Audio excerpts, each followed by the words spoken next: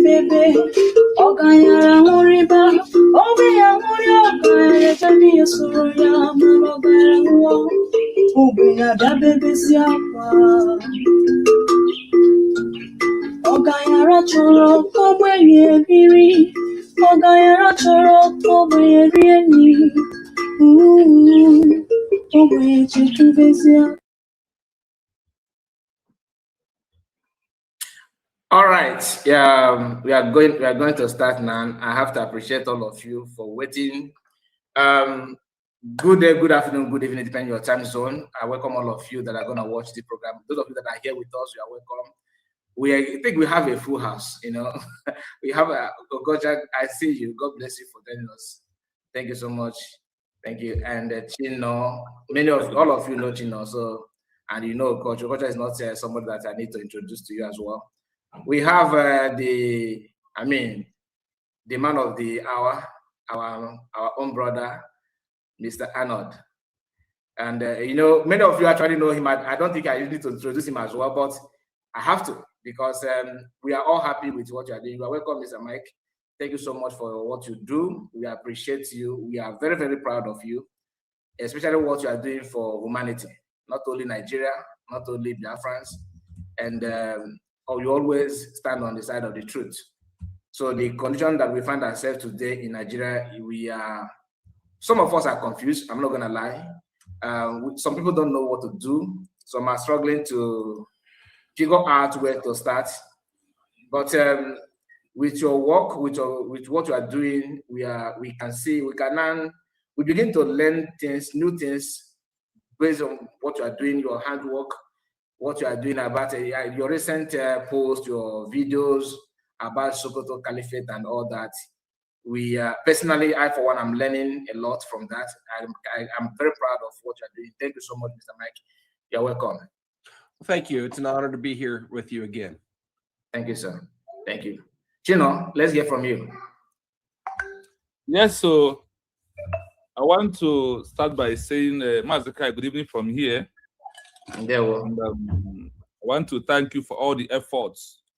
1, for humanity. 2, for standing for what you believe on ideology that we are born with, which is that we want Biafra as a country in this 21st century.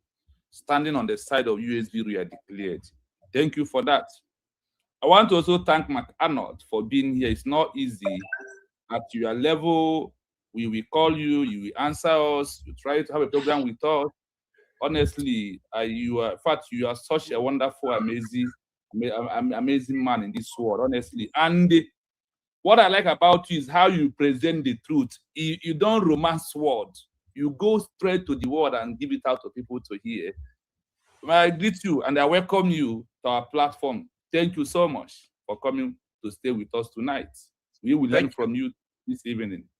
Thank you. I look then forward my to brother, Okosha, honestly, I have reached out on your WhatsApp. I have looked for you, send messages. You are busy. You're a busy man. No, it's because of my school. It's because I'm doing some courses. So because of that, I am not always on YouTube these days. Good evening, everyone. And good evening, Mr. Mike Arnold. Thank you so much for everything you have been doing. Like we were talking about you. That was day before yesterday, yeah, 2 days ago. And I was telling my friend that, listen, if you are not ready to, dilute the truth into your brain or into your heart, you can't follow Mike Arnold. Because not that when he will say what you like today, you will clap for him. If he say what you don't like tomorrow, are you ready to entertain the truth? So we were laughing about that. So that is the hard reality I also want to tell everyone. So if you know someone is saying the truth, even though the person say the truth that you don't like, you can't change the truth. So that is the reality we must face. Good evening, everyone, once more.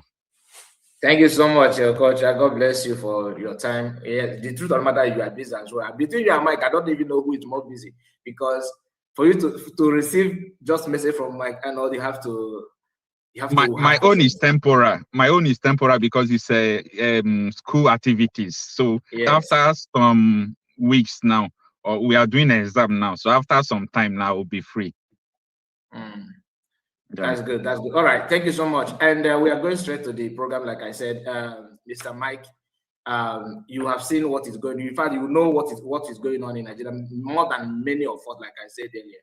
And I just want to ask you, like, what can Christian Association of Nigeria, what they're doing now, how can you describe the role they're playing based on what is going on in Nigeria today? So say again about specific about the Christian Association of Nigeria. You want me to comment about them? Is that what you're asking? What I mean is that because of the Christian genocide going on in Nigeria, their role so far, what they have done about it, are you contented with it, or do you think they should do more? Oh, I don't think anybody in Nigeria is doing enough. I'm disappointed. I be honest, I can tell you exactly who's a member of CAN and who's not. I'll just talk in general about the Church of Nigeria, the Christianity of Nigeria. It's a lot like the rest of Nigeria. There's very rich and there's very poor. Yeah. And not a lot in the middle. And in the church, it's very corrupt and worthless and very, very righteous and strong. And there's not a lot in the middle. The ones that get the headlines and all the attention, by and large, are corrupt wolves that are fleecing the sheep and not feeding them. Yeah. I don't believe Jesus would have a private jet if he were here today. He certainly wouldn't have a big, huge facility with a golden dome, just miles from IDP camps, and have it sit there empty all day. I mean, that's just that's obscene.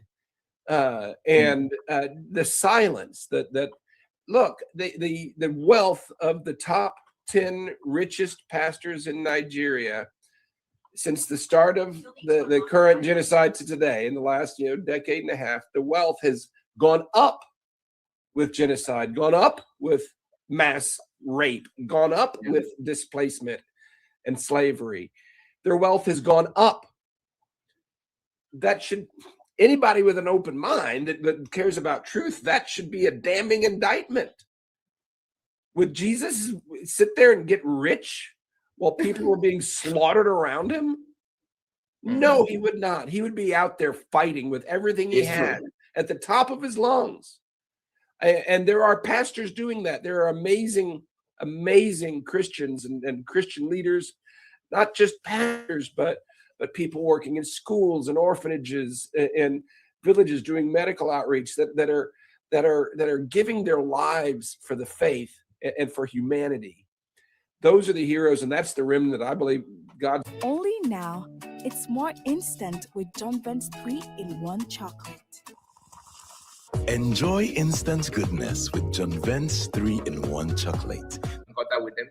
I've had interactions. So let me tell you something. Everybody knows it was October of last year that people, it sort of exploded with that press conference in Abuja. It should have happened a year before that. I was working directly with Pan Am Percy Paul, great man, and also a Linkway Ambassadors, a group that's out of USA and Nigeria, made up of diaspora Nigerians, great humanitarian group. And we had laid the groundwork for a massive concert in Abuja. We were going to, and based on the success of that, we were going to take it to Lagos and then to Atlanta, Georgia, to raise awareness and funds for the displaced and to raise awareness of the genocide. It would have been much bigger than that press conference ever was. It was more than a year ahead of it. And we had billboards, we had top people in the media that were on the committee helping organize and promote it. We had top talent lined up for a mega concert to raise awareness of all this. It was in the dark. a megachurch pastor stepped up to offer his opinion. I saw an I think a video of one of the, I don't want to mention the name, one of the big pastor that also private jet owner. Yeah. Well, I'll name names. Pastor Paul Anenche of the Glory Dome stepped up and offered his facility for this event. 100,000 seats. I sent money. They have lodging on site. I sent money for lodging and meals for our team. I sent. We had a choir of children from the IDP camp that had been training. Someone had donated matching clothes so they could come up, and they were going to go on stage. The world was going to hear the stories of the displaced. A God thing, and we had all ready to go. And 1 week in advance, Paul and Anche made the decision to cancel it. He didn't like the politics. And I have not been refunded the money I sent for meals and lodging. I only got part of that back. And it took more than a year. How many people died? How many people were displaced? How many women were raped and children abducted because the awareness didn't come in August of 2024 like it should have? That was I just don't like the politics of it. We canceled it after all this work, all this hope. Yeah, politics of it. Well, I'm sorry. That organization has outposts all through Abuja, near many IDP camps, and I don't believe we've ever seen them in an IDP camp. Widows and orphans starving in the shadow of a golden dome is diabolical. So how's that for truth? So having known what you know about Nigeria today, do you think Nigeria is sustainable like without division? Absolutely not. Not in the current situation. No. Sharia law, just on the surface of it, is incompatible with. You can't be. It's oil and water. They don't mix. And you can't have a nation that is with most of the people against their will are shackled like slaves to the Sokoto Caliphate with no say. It's freakish. For example, just look at the minerals, okay?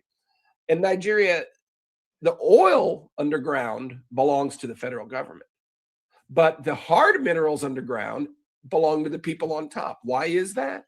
Because the oil is in the south and the hard minerals in the north. They get it all. How can that be sustainable? It's absurd. It's nowhere that I know of on the planet where Great Britain did this by shackling together two different incompatible people groups. Nowhere has it succeeded, and everywhere. I think Nigeria is the last and the biggest one that hasn't been separated for the good of humanity. All right. Thank you for that. I think I need to give mic to Chino. Let's say from you. That's Simon. Are you back? That's Simon. Are you there? Okay, she's not here with us. Chino, let's hear from you. Yeah, Mazakai, thank you. I cannot thank you. Mazokocha, thank you so much for being with us. My question is very simple because he has already hinted what I want to ask about. Yes, about Nigeria. Where Nigeria is right now. My question is, if a full building crash from the foundation, what is obtainable for that building? So if the foundation is bad, for that building. Yeah, there's. Is it to open? Is it to squeeze? Is it to scoop on? Repair is very difficult. Generally, it just needs to be demolished. Generally, it needs to be. I'm getting an echo here. Yeah, I'm still seeing the echo. Okay, it sounds better now. But no, if the foundation of a building's bad, what did Jesus say? A wise man built his house on a rock. and it lasts. Build your house on sand, bad foundation. It can't stand. So no, and no great nation, no civilization worth anything has ever been built on a foundation of injustice, on the trampling of human rights.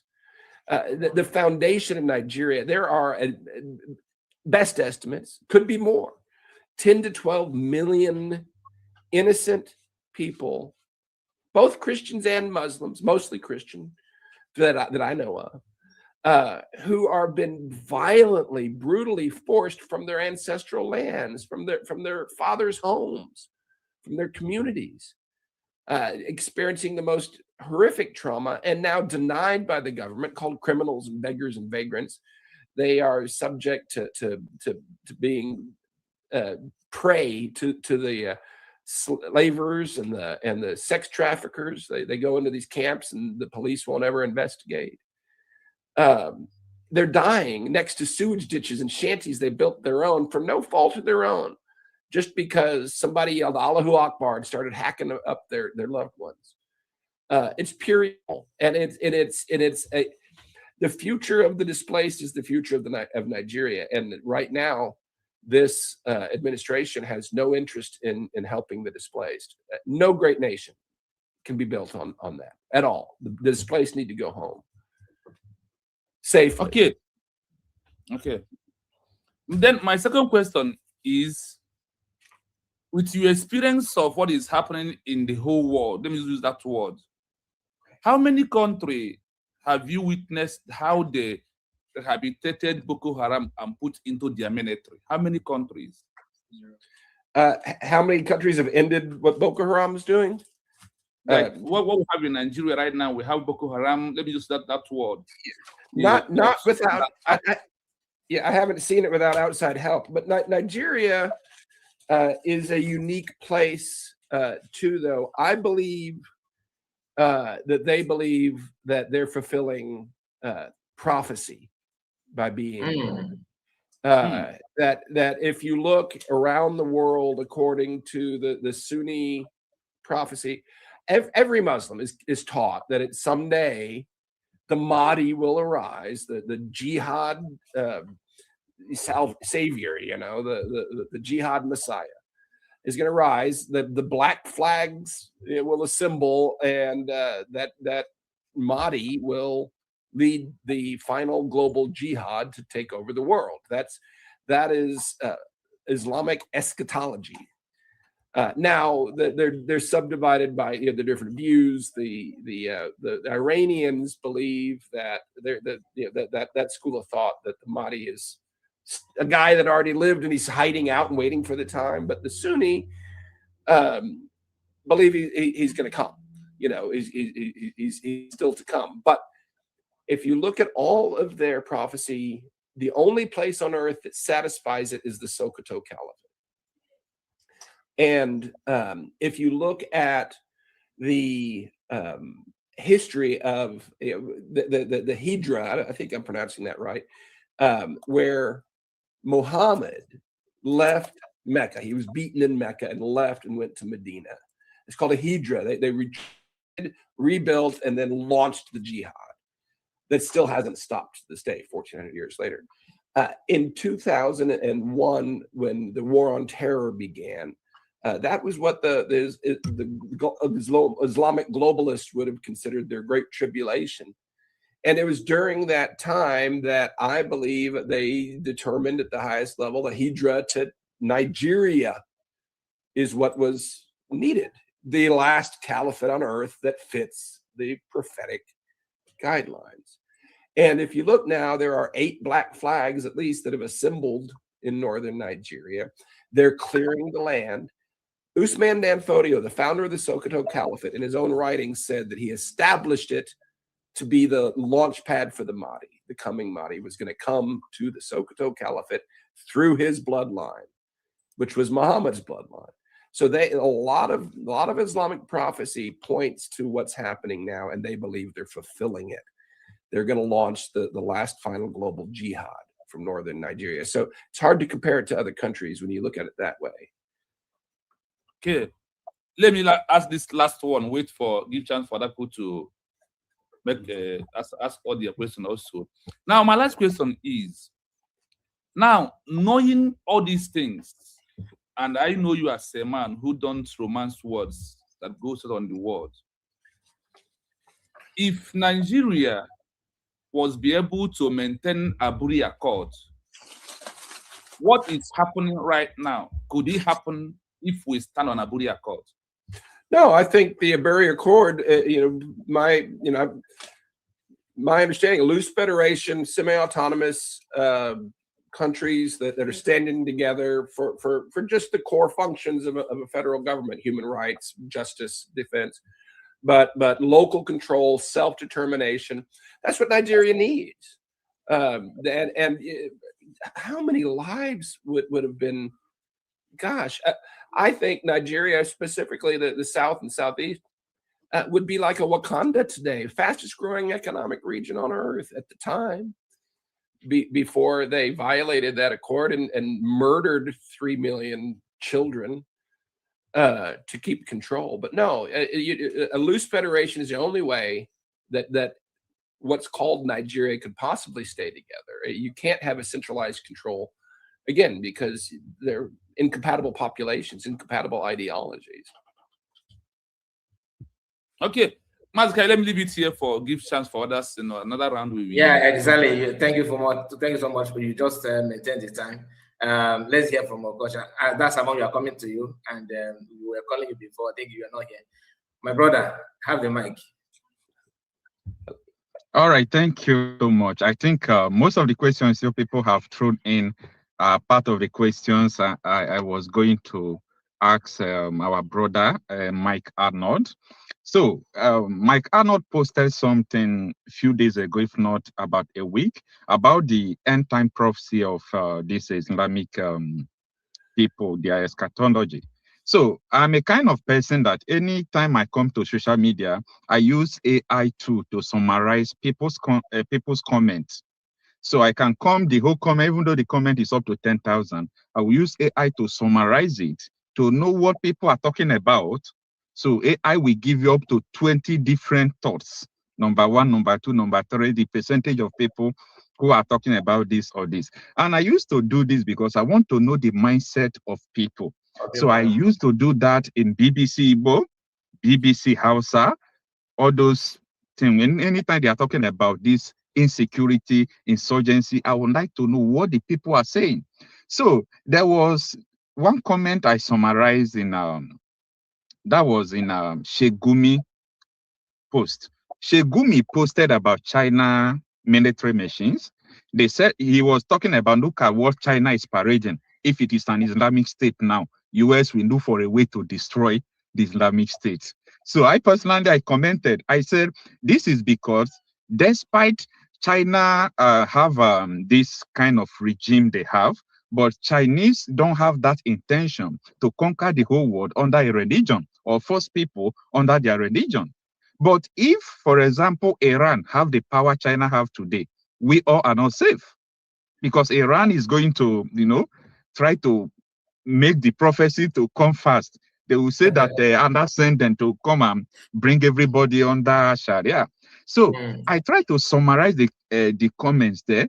I see that 49% of people there are talking about end time.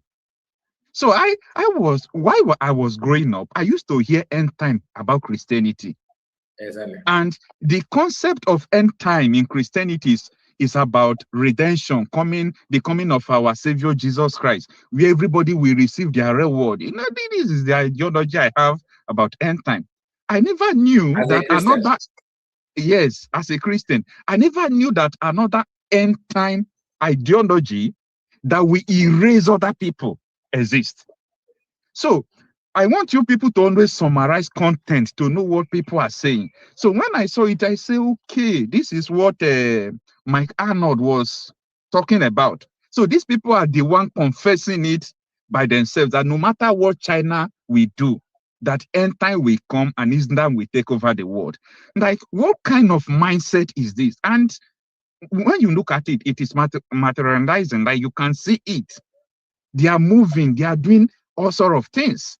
So with this, I want to ask question to Mr. Mike Arnold, because there was a live section. He said a lot of things that also shifted my ideology about the present day Nigeria. So ever since that day, I started campaigning, not on social media. I started campaigning about gun revolution, because we had a problem with the possession of gun. Before the coming of General Muhammadu Buhari as the president of Nigeria, my father had gun, and a lot of people had gun. They use it to hunt, to do all sort of things. They use it to guide community at night. But this man mandated, he signed executive order that the gun should be retrieved from everybody.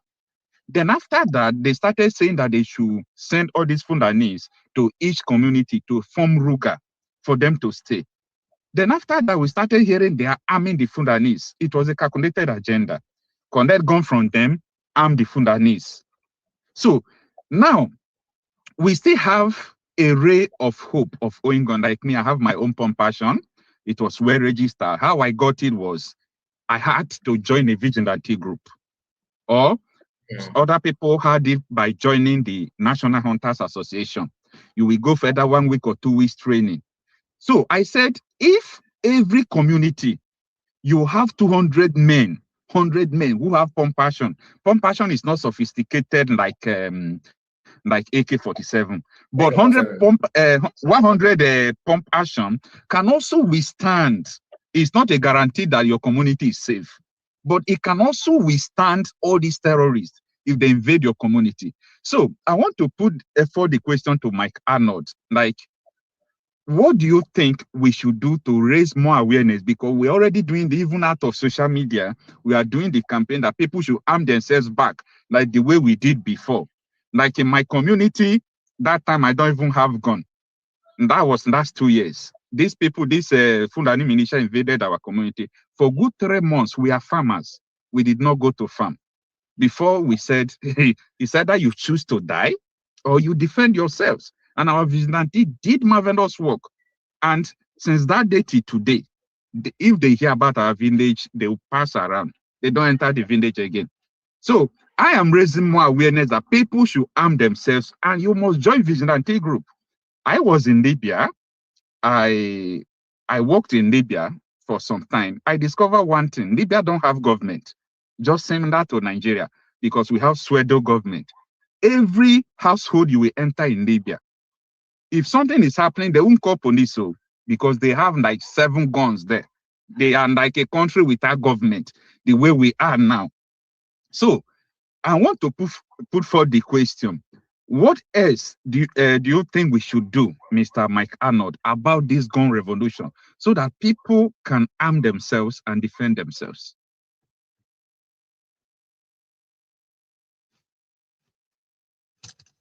Okay, there, I unmuted there. Good question. And you came to the right place. I'm not only an American, I'm a Texan, and I'm a life member of the National Rifle Association for, gosh, 40 years now.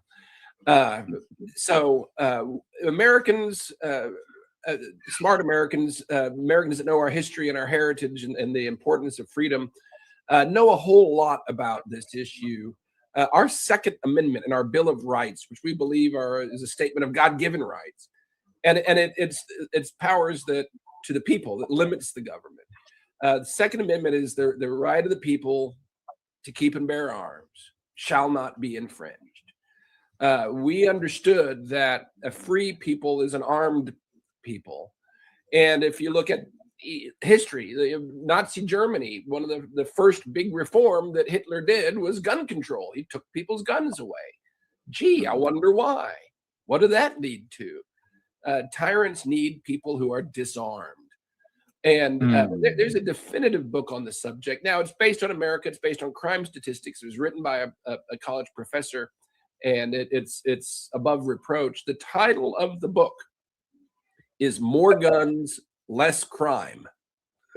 And it's based on in-depth, long historical statistics of crime. The communities that have the gun control have more crime because when guns are outlawed, only outlaws have guns. right?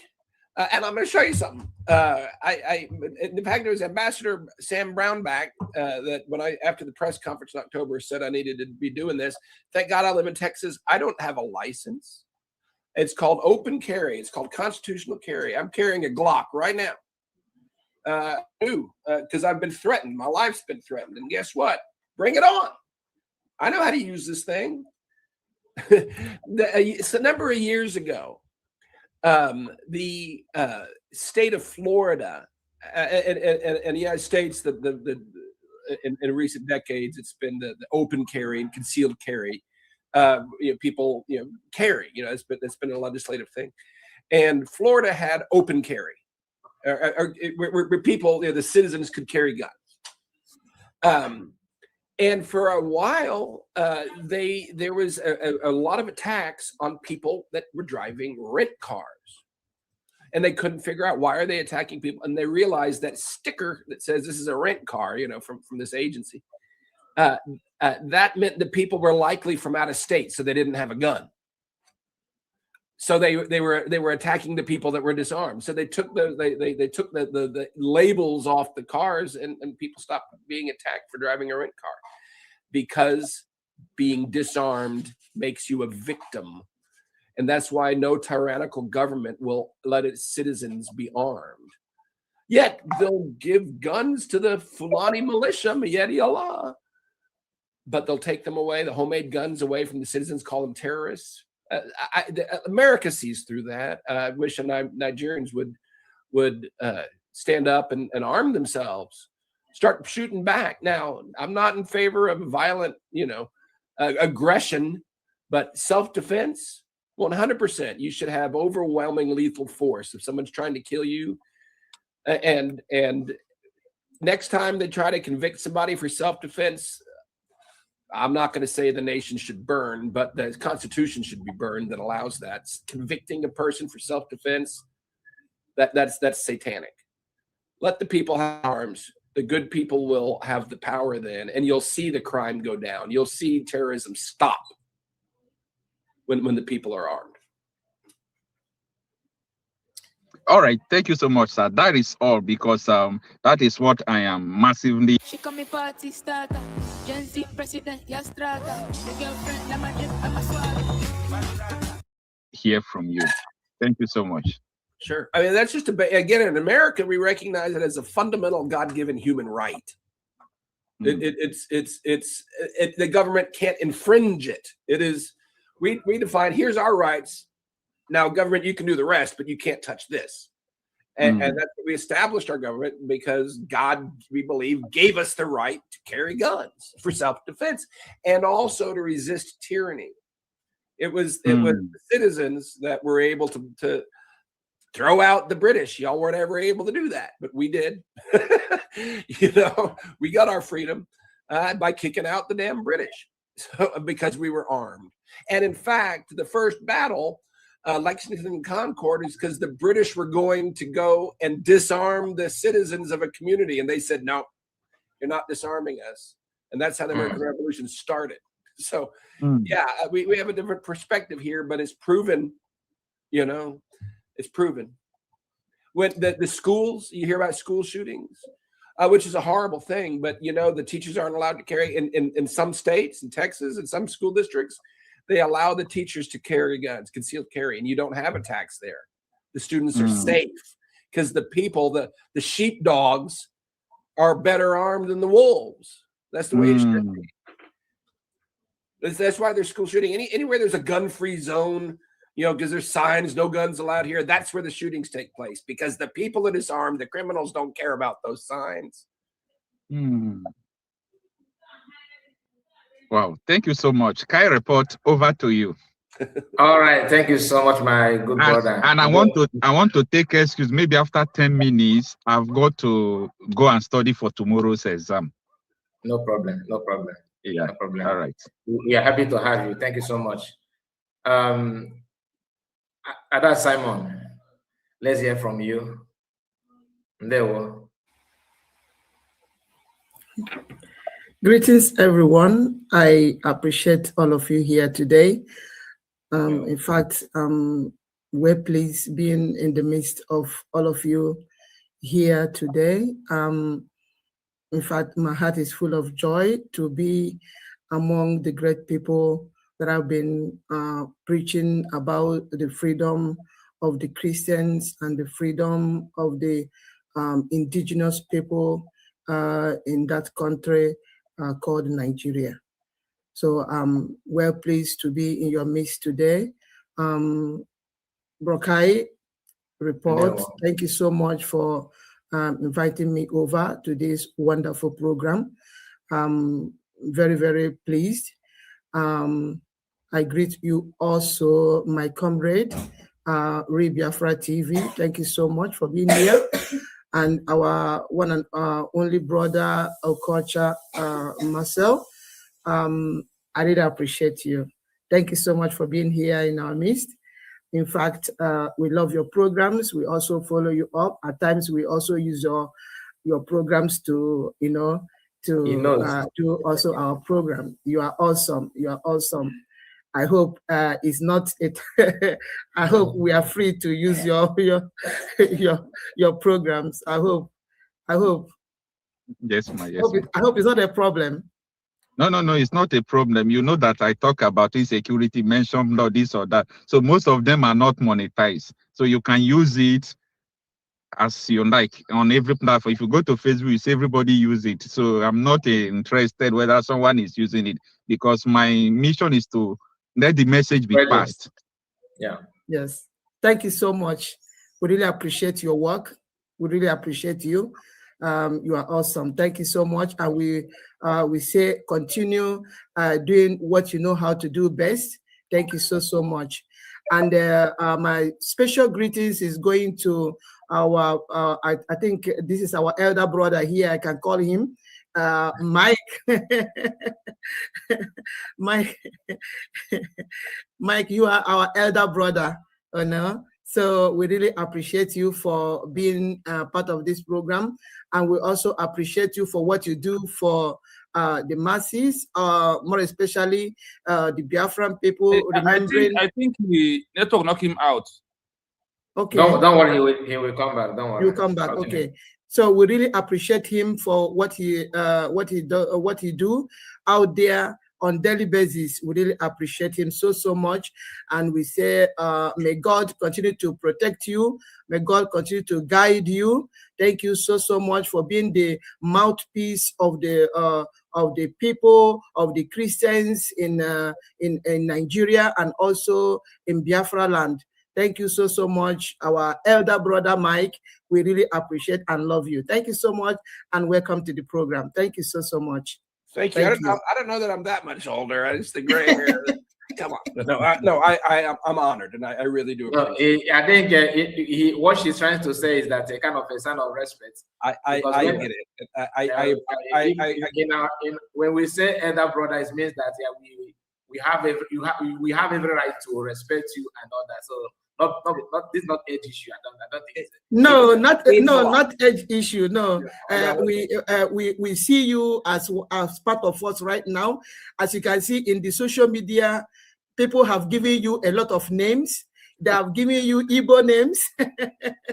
I've got also terrorist and a bunch of. I mean, they call me all kinds of stuff on social media. The devil. That is what terrorist sympathizers do. They will yes. Terrorists. So that's just a way to appreciate you for what you are doing, being the mouthpiece of the Christians that have been massacred on daily basis in Biafra land and also in Nigeria as a whole. Thank you so much. Even when the Nigerian terrorist government doesn't even care about their own citizens. They don't care that everybody is being massacred or being butchered. What they are interested on is on their political affairs, and they don't even care about the masses. So that country have been a very terrible place for Christians to be. In fact, thank you so much, Mike, for what you do, speaking up for the helpless, being the mouth of the poor people in that country and also in Biafra land. Thank you so much, Mike. We really appreciate you for doing that. Thank you so much. Thank you so much. So thank you, my people, for inviting me over to this program. I'm very, very pleased. Thank you so much. All right. Thank you so much. Nice to have you as well.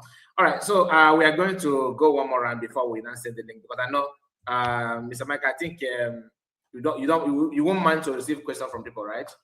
Absolutely. Yeah, that's what I'm here for. And I accept the title of elder. It fits. I am old. And it means a lot. I wasn't meaning to belittle that. You are very strong. You are very strong. Thank you. It means a lot. And you know, sometimes I don't know how to handle all the honor that you people give me. Yeah. To be honest with you, we don't have an honor culture here, and you got to fight for attention. You got to fight for people to listen to you. And I deeply respect the honor culture and the honor given to me. I endeavor to steward it in a way that pleases God. So thank you. Thank you for that. Thank you so much. You know, that's why I asked. You know, I started by asking you about Christianity and the pastors, what they are doing so far. Is it sustainable? Reason being that you have been very active, doing what they cannot do. You are very bold, very, you know, you are saying it the way it's supposed to be. And when we turn around to listen to these pastors, we'll be hearing different things. One of the top pastors, like I said, I don't want to call them so they will not say that you are dragging a pastor and all that. He just said that that Biafra, people should forget about Biafra. Don't talk about Biafra freedom. And to him, the best thing to do is to make sure you elect somebody that will fix the country. So, but they don't want to talk about the ideology that govern the country, because the country, Nigeria, just like you said, that with the idea of caliphate, that it cannot be, it's not sustainable, and that is what this pastor cannot do. They can't say that. I'm surprised to see even a Catholic bishop preaching this kind of things, trying to make it look like it is difficult to understand. You see, so I'm very, very happy to hear from you and to have you in our program. So we have one of our brother who is here now, Exodus. Exodus, just 1 minute then before I bring it up, okay? Because I want to ask Mike, since we all agree that Nigeria cannot, continue this way, and something must be done, and one of these is to divide the country. Even though when you talk about division, some people see it as an attack on a tribe, that some other you are saying that because you hate one tribe. To me, it's not about hate on any tribe. It's about putting things the way it's supposed to be. Yep. Because we have tried, like Mas Namodokan, whom you understand his ideology now. I believe you know a lot about Mas Namodokan. If you can check back, you will find out that he was even protesting in London, against Boko Haram, the way government is relaxing their energy on Boko Haram, trying to politicize everything. And Mas Namodokan was, in that protest, he said a lot, that if government refused to step up, the way they're going now, it will lead to the country to divide. And after that, government ignored him. Of course, they always ignore everybody that carry good message, trying to wake them up to do something. Look at it today.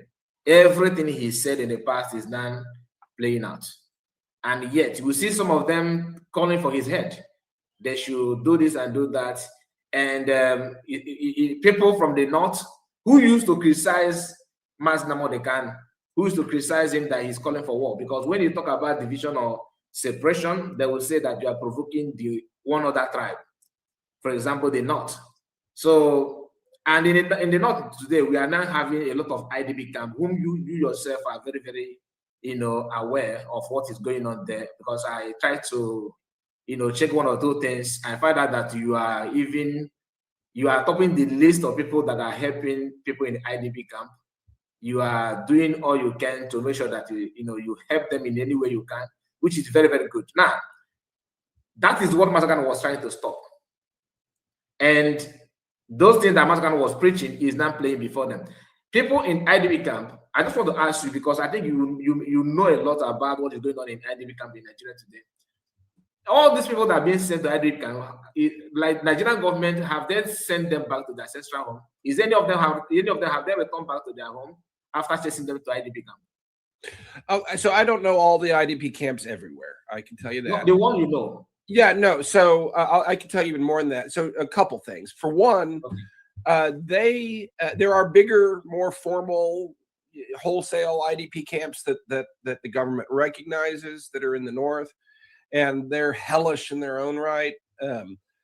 But the ones when they've been encouraged, you should go there. They've been told that the only way they can ever leave is to convert to Islam. so they won't go there. But so in 2024, in August, September of 2024, we sent a crew back to Ngoshe in Gwoza. Most of the IDPs that we work with in Abuja are from there, Gwoza and Ngoshe, that northeast part of Borno State.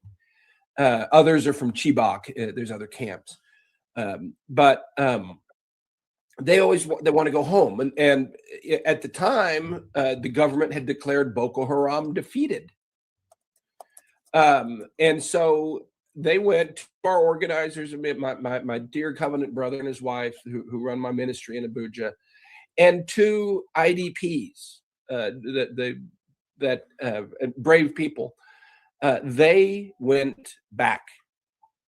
Just to get there was an ordeal. They had to go to Maiduguri and then get in a military convoy with a machine gun truck to travel through the countryside where Boko Haram was defeated, supposedly.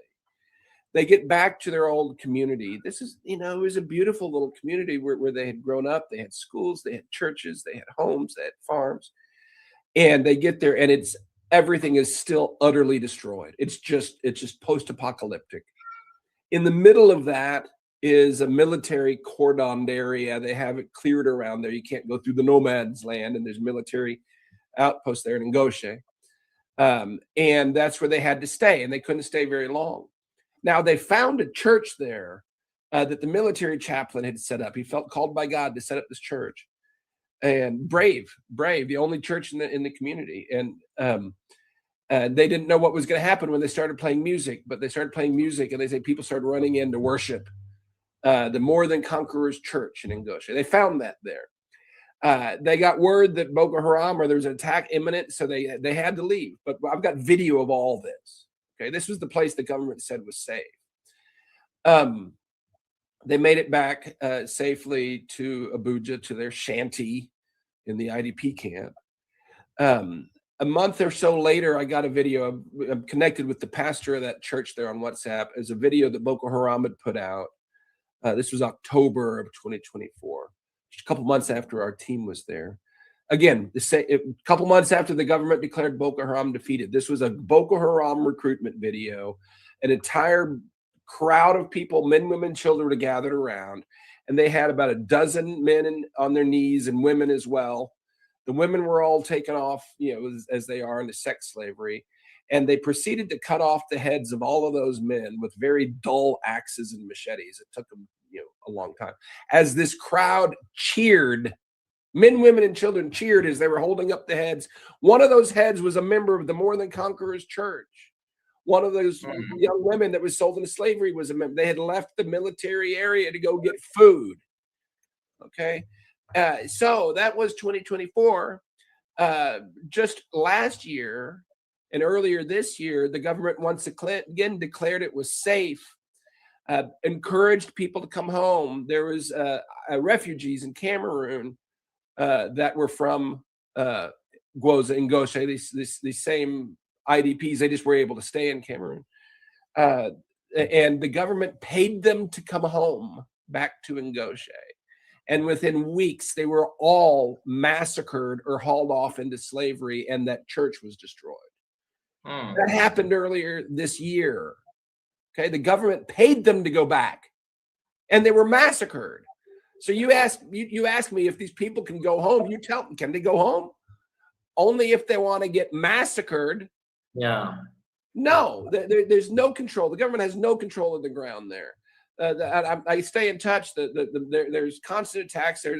Last I heard, they were trying to get into Maiduguri. But Boko Haram is alive and well in these people's homelands.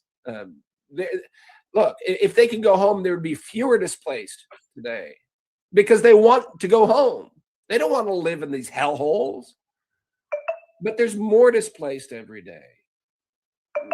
No, they can't go back. This government doesn't care. The government doesn't want them to go back because they're purifying the ground for the Mahdi.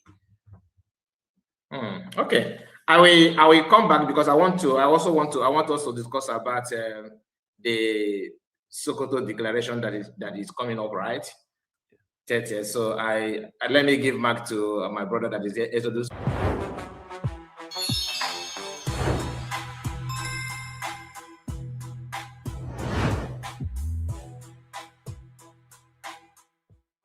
So much for this wonderful program, and I greet you at Biafran TV, and also greet you, my sister Atasama Neba.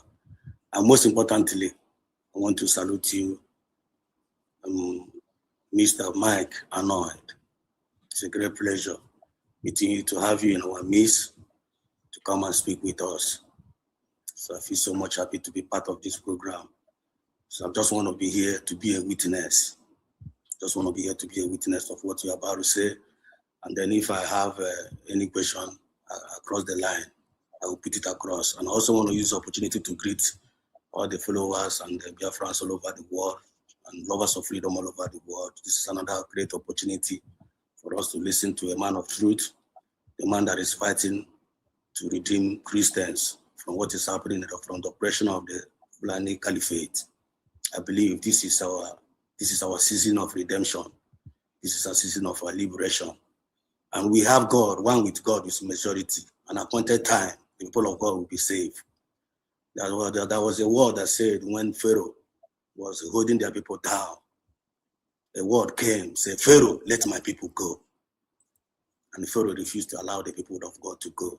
An appointed time came. God was able to humble Pharaoh. So I believe the God of Moses, the God of Abraham, is going to humble every Pharaoh that is holding Biafra down. And this is a season of freedom. So, Mike Arnold, I salute you. May God continue to bless you in everything that you are putting in to make sure that the people of God are free. Keep on doing it. God's grace will continue to abound towards you in Jesus' name. Amen. I yield my mic, Massacre. Thank you so much. If you have question also, you can come up with the question. Other someone you wanted to ask question before, right? I hope you have your question ready, or should I go on? Yes, I have one now. Maybe later. Okay. Let's hear from you. Let's hear from you. Yeah. Mike, I greet you once more for honoring this great invitation to also talk to the people of Biafra and the indigenous people in Nigeria. Thank you so much. I want to ask, first of all, you know already why our leader, Mazinande Kano, is being thrown into the prison today, just because he said that these terrorists, they are coming, that everybody needs to defend themselves, protect themselves from these people that are coming. Without doing anything, they throw him, they left him in the dungeon of the DSS for complete 5 good years, without trial, without anything. And then at the end of the day, then I have to give him a life sentence imprisonment without doing anything, while the terrorists are moving freely in Nigeria, committing mayhem to the indigenous people, to the Christians, all over that place, and also in Biafra land. And nobody is doing anything, nobody is talking. Even Sheigumi is also, they are telling them what to do, and he's still walking freely on that street of Nigeria today. And even as you know, the vice president of Nigeria is the founder of Boko Haram, and these are the people that are sponsoring this terrorism in Nigeria today. and nobody is doing anything. He's still still down there as the vice president of Nigeria. Now, Mazi Nnamdi Kanu, who did not commit any crime, is being thrown into the Sokoto prison without any reason. So please, Mike, my question here is it wrong for Mazi Nnamdi Kanu to tell his people to protect themselves from the terrorists that then he said was coming, and now everybody is seeing what they are doing now in Nigeria and also in Biafra land, terrorizing the Biafran people, killing the Biafran people, forcefully taking away the Biafran people and disappearing our youth. Also, if you go around the Nigeria prisons today, both known and the known ones, the people you are going to see there are the people of Biafra.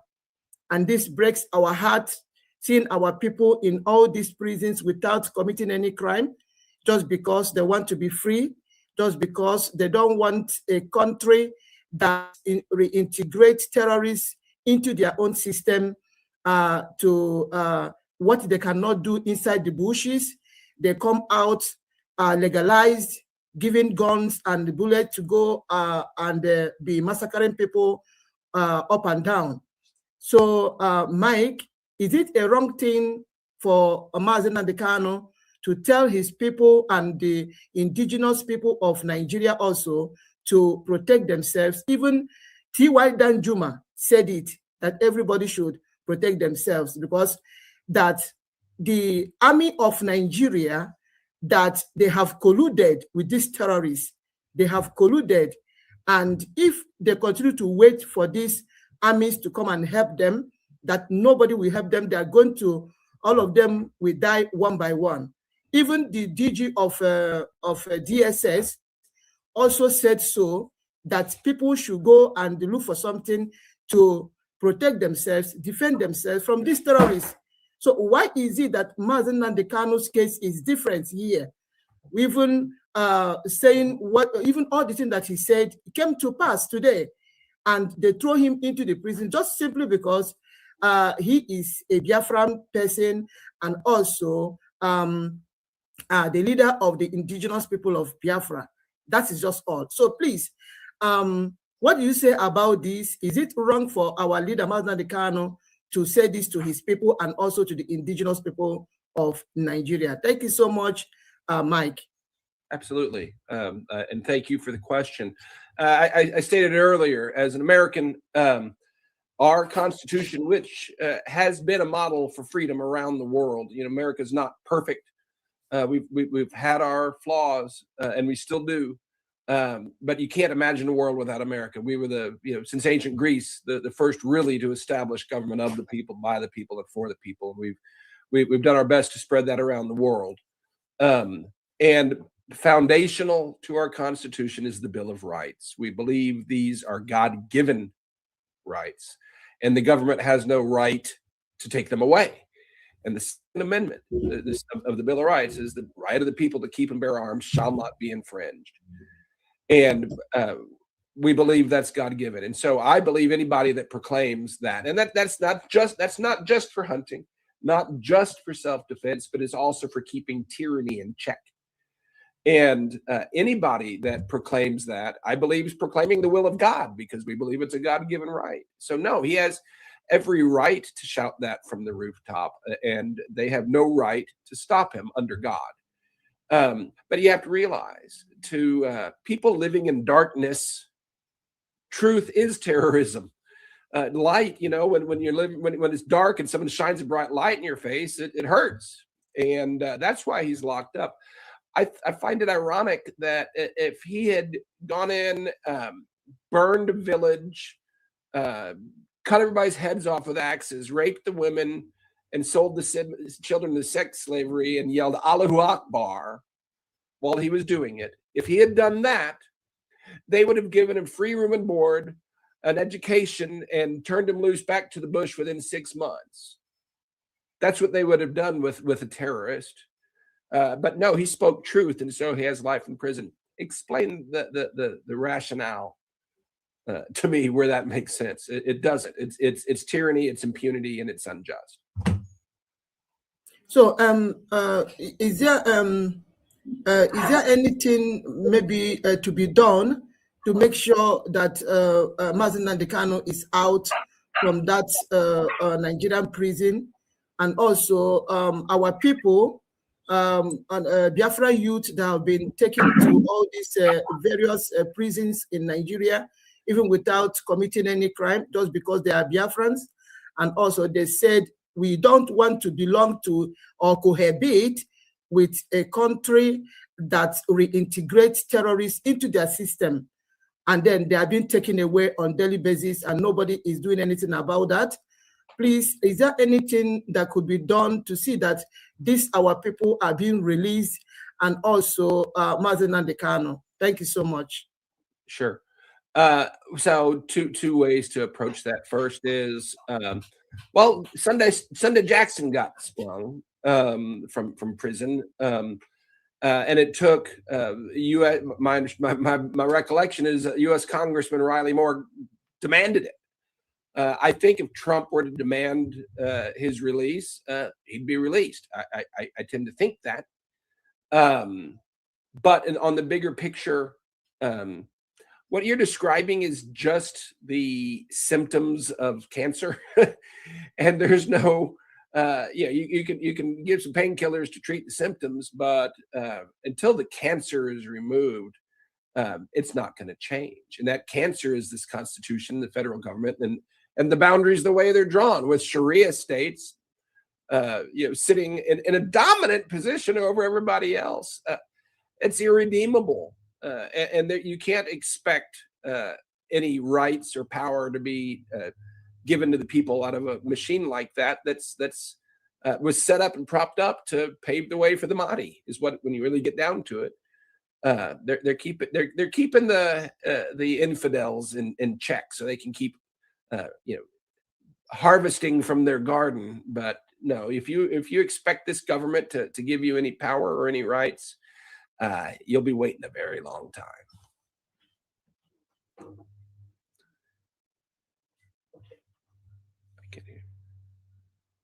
I think you mute your mic, my sister. Check your mic. Okay. Thank you so much. Thank you. So, Mike, the next question for now, I want to ask is: now we have already declared Biafra in Latin Finland on the 29th of November 2024, and now that makes us automatically an independent and a sovereign nation. And remember, Biafra was a sovereign nation before the amalgamation of Nigeria, and now we have already declared this particular country again, and which made us automatically a sovereign and an independent nation. Do you believe that the Nigerian terrorist government are occupying a sovereign nation and they must leave Biafra land, because their presence in our land, as they continue to occupy that place, Biafra land, that brings danger to our people. They continue to commit mayhem to the Biafran people. They continue to forcibly disappear our people and also massacre the Biafran people. So please, Mike, do you think that the Nigerian terrorist state should leave Biafra land since we have redeclared our nation? Thank you so much. Sure. And I have built my reputation on speaking truth, and that means speaking to things that I know something about in depth, that I've been able to explore. I really don't know the international law where it comes to that, and I would just be shooting from the hip. I don't want to do that. I do know that without recognition of any other country on earth, you wouldn't be able to enforce anything.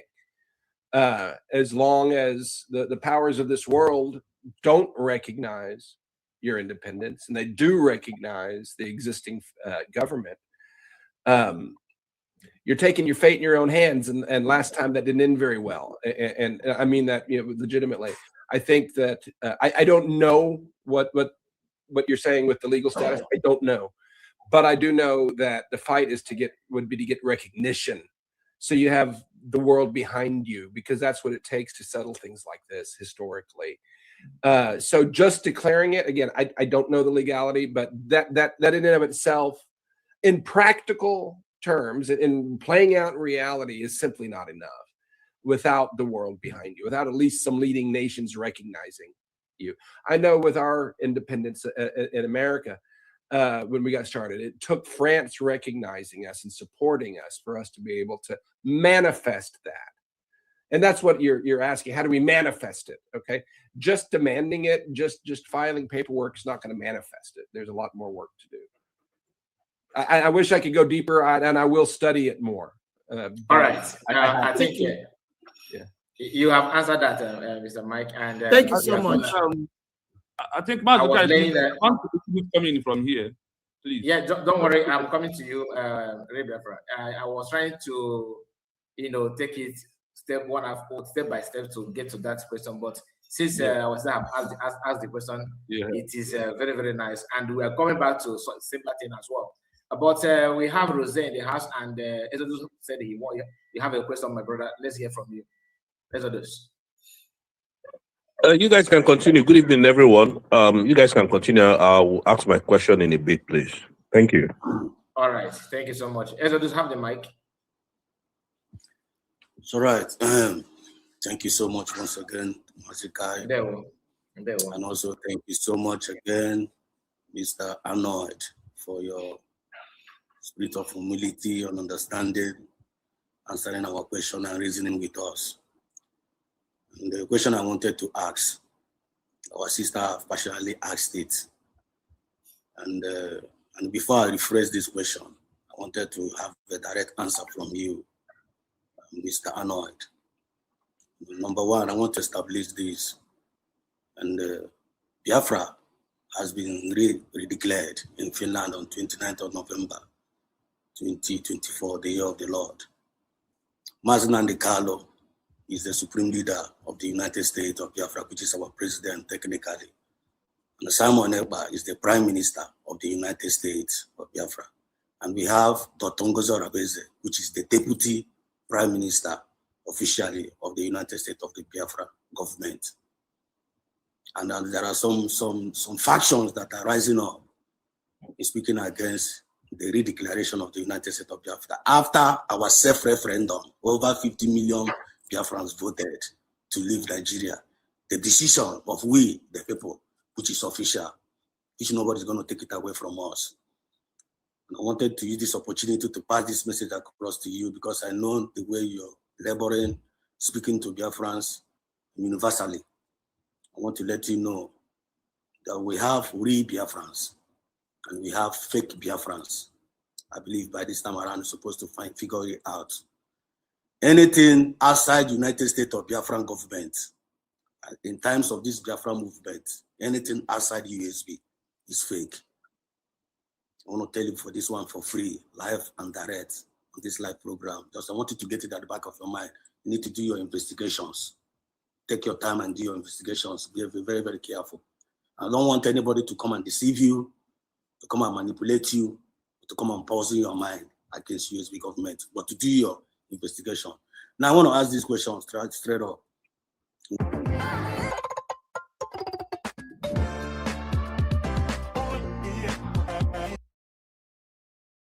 Biafra has been redeclared in Finland, 29th of November, 2024 by the United States of Biafran government. Are you aware of it? Yeah, I'm aware. Okay. Are you aware that Dr. Ngozi Orebeze is the Deputy Prime Minister of the United States of Biafra? Yeah, I know who she is. You know it? Yeah, I know. Okay, here's the thing. Are you aware that Dr. Ngozi Orebeze is the Deputy Prime Minister of the United States of Biafra by your own finding? Well, yeah, that's the title that she uses, yeah. Okay. Are you also aware that PM Simon Ekpa is the Prime Minister technically of the United States of Biafra officially? Do you know? I really, look, I'm about the vision. I'm about the future. I'm not about division. And I don't think that having public conversations where people in the same movement throw stones at each other, I don't think that's beneficial. Not that they shouldn't be worked out, but I think they should be worked out in private. I think every stone you throw at each other is a stone the government doesn't have to throw on you. I'm going to be a voice of unity. I'm going to be a voice of vision. I'm not going to be a voice of division. So I don't want to get into any divisive conversation publicly. We can talk about it offline. I just don't. I think that the movement needs better discipline than that, because look, you can line up 1,000 Americans. First of all, 990 of them couldn't find Nigeria on a map, and literally 1,000 of them would have never heard the word Biafra. Okay. You get one chance to make a first impression. You get one chance to do branding. And if it's all a bunch of infighting and posers and claimants and not them, but us, I understand that there's differences, but those need to be settled behind closed doors for the good of the movement, because otherwise it's just anybody that's going to pay attention to it's going to be so confused that they'll just back away. And you can't have that. You need the world behind you. Until another nation recognizes you, you have nothing. I mean, in reality, practical reality, to manifest what you want, you need more discipline in the movement. So I really don't want to get into the internal politics of it. All right. Thank you so much. It is what it is. I'm ready. I know a lot more, and I know a lot of what I understand, and I've met a lot of these people, and I have impressions of them. I'm not going to air that dirty laundry in public. That's not right. That's not good for the movement. All right. Thank you so much, Mr. Mike. And are you done with your question? Do you still have one more question? Yeah, I like the way they answered it. I'm very, very pleased the way he answered it, because what I wanted to point out here clearly is that we, Biafrans, we are preaching unity among our people, and we don't want division among ourselves. Thank you so much. And I don't want, just like United States of Biafra stands for peace, stand for fairness, stand for equity, and stand for justice. And everybody, everybody is supposed to be united under one umbrella, under one leadership. Those people that are preaching division among us, they are the ones that are bringing problem among us, and we need to figure them out. All we need, we are one family, one country, one nation, USB. That's what we believe. So thank you so much for your answers. I appreciate it. And thank you. And I feel called, my spiritual father, the late great Professor John Ofoibu from Ngugo outside of Owerri, founded his group that he built was Unity for Africa, aka the International Coalition of Reconcilers. And he was the real first true earth shaker. He led the Prime Minister of Kenya to Christ. They had ministry all over the world. But it was all a ministry of reconciliation. It was a ministry of unity. And I carry his mantle. He prayed it over me in his village. And I believe part of my calling is to help bring unity to the movement. And I'm going to tell you, it's beyond Biafra. Okay, we can go deep into it, but there are all over Nigeria have the same enemy and are terrorized by the same darkness. And I believe that all want and deserve autonomy and self-determination. And I believe there must be unanimous unity within the Biafra movement, but it must extend way beyond that, so that you can agree to go your separate ways when it's all over. I believe that's the way forward. I'm considering and look for this, a summit in St. Kitts. It's the only place where Nigerians and Americans can meet, and nobody needs a special visa. And it doesn't cost much more than flying to America to get there. It's a Caribbean island, so I'm considering doing a summit early this fall in St. Kitts to bring all the groups together, and let's break up and hammer out these things. Let's have the fights there. Let's work this stuff out in private. But I'm encouraging everybody that's in the sound of my voice, stop throwing stones at somebody in the movement, even if you think they're evil. Do it privately, resolve it internally for the good of your movement. So much, Mr. Mike. I just want to add something before I call Rosette. You see, based on what my brother here said, all the questions that Simon asked and different Exodus is in line with what I wanted to ask. And I just want to ask one more thing, because you talked about unity and bringing people together, that you don't need internal problem. But I want you to understand also that some, you know about Arnold, right? I'm sorry that I'm bringing his name often here, because at least you is someone that you can give, you can tell, you can give, history, his own lifestyle and what he normally do. We still have people like that in our midst.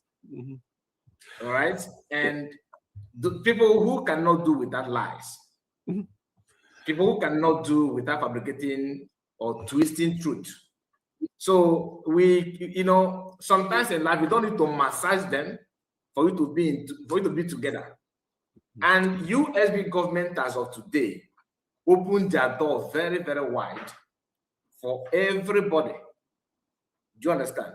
Yeah. So there's no segregation, no separation, because that is, I know that you are aware of PM Simon Ekpa. Oh, yeah. Masakan was kidnapped, in 2021, I think in June, he was kidnapped in Kenya. Immediately they kidnapped him.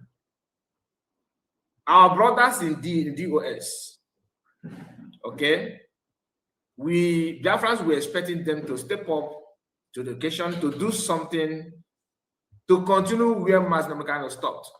And it's not as if Masakan have not laid a template, the agitation, because Masakan is not a violence person. He don't believe in violence.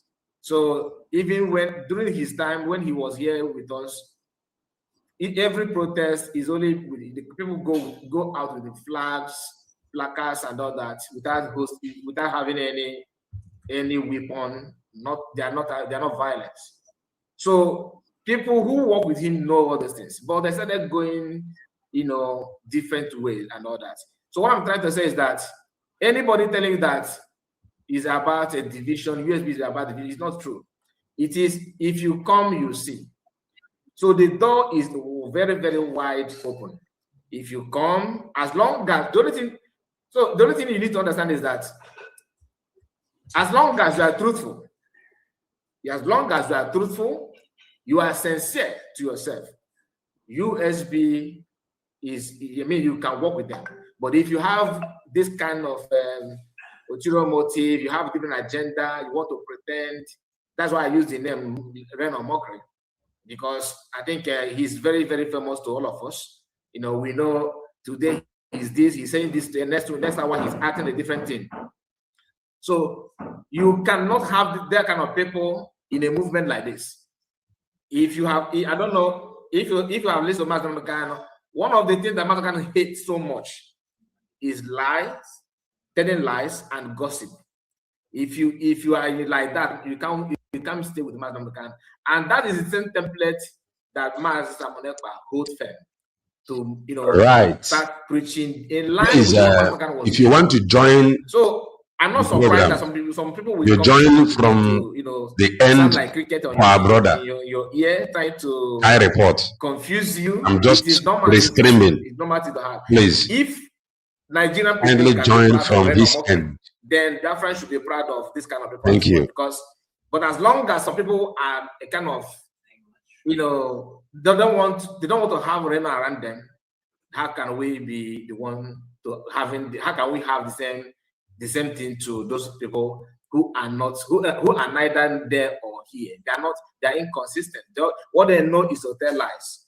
Okay, let me remind you, are you aware that your post today, what you are doing today, saying the truth, that some Biafrans that you want us to bring together, that we must come together to move forward, they don't like you, they don't like your post. I know. Oh, so, I've been attacked worse by some Biafrans than I am from the Muslims. Okay. And you know that shows me that I know who they are. They're not fooling anybody. But here's the thing, and I'm going to lay it out the way it should be done. It's what Jesus said. If you have an ought with your brother, first go to them and try to work it out in person. You don't post about it. You first go to them. If that doesn't work out, what did Jesus say? He said, take another brother with you. And in this context, you know, if your organization, your group, your leadership has a problem with other, you know, somebody that claims leadership, go to them one-on-one, try to work it out. If not, grab somebody else, grab me, I'll go with you, you know, try to work it out. Only then, if that doesn't work out, then do you go public with it. And then everybody's standing together saying, we tried, but this isn't working. So again, it's not about never ever, expelling. The Bible talks about expel the immoral brother, but it should be done decently and in good order. It should be done with wisdom. It should be done righteously, and Jesus laid it out very clearly. It's in Matthew 18, and that's the same as gossip. Work it out. Don't spread it. Don't be part of the problem. The people that I just noticed people that are throwing rocks. The link it's funny. have not yet been shared. When we're in private, so you wait for the link about it because it's insane. Thank you. But they just have to raise their money and keep living a little high on the hog, and they're afraid that I'm a threat to that. So hey, there you go.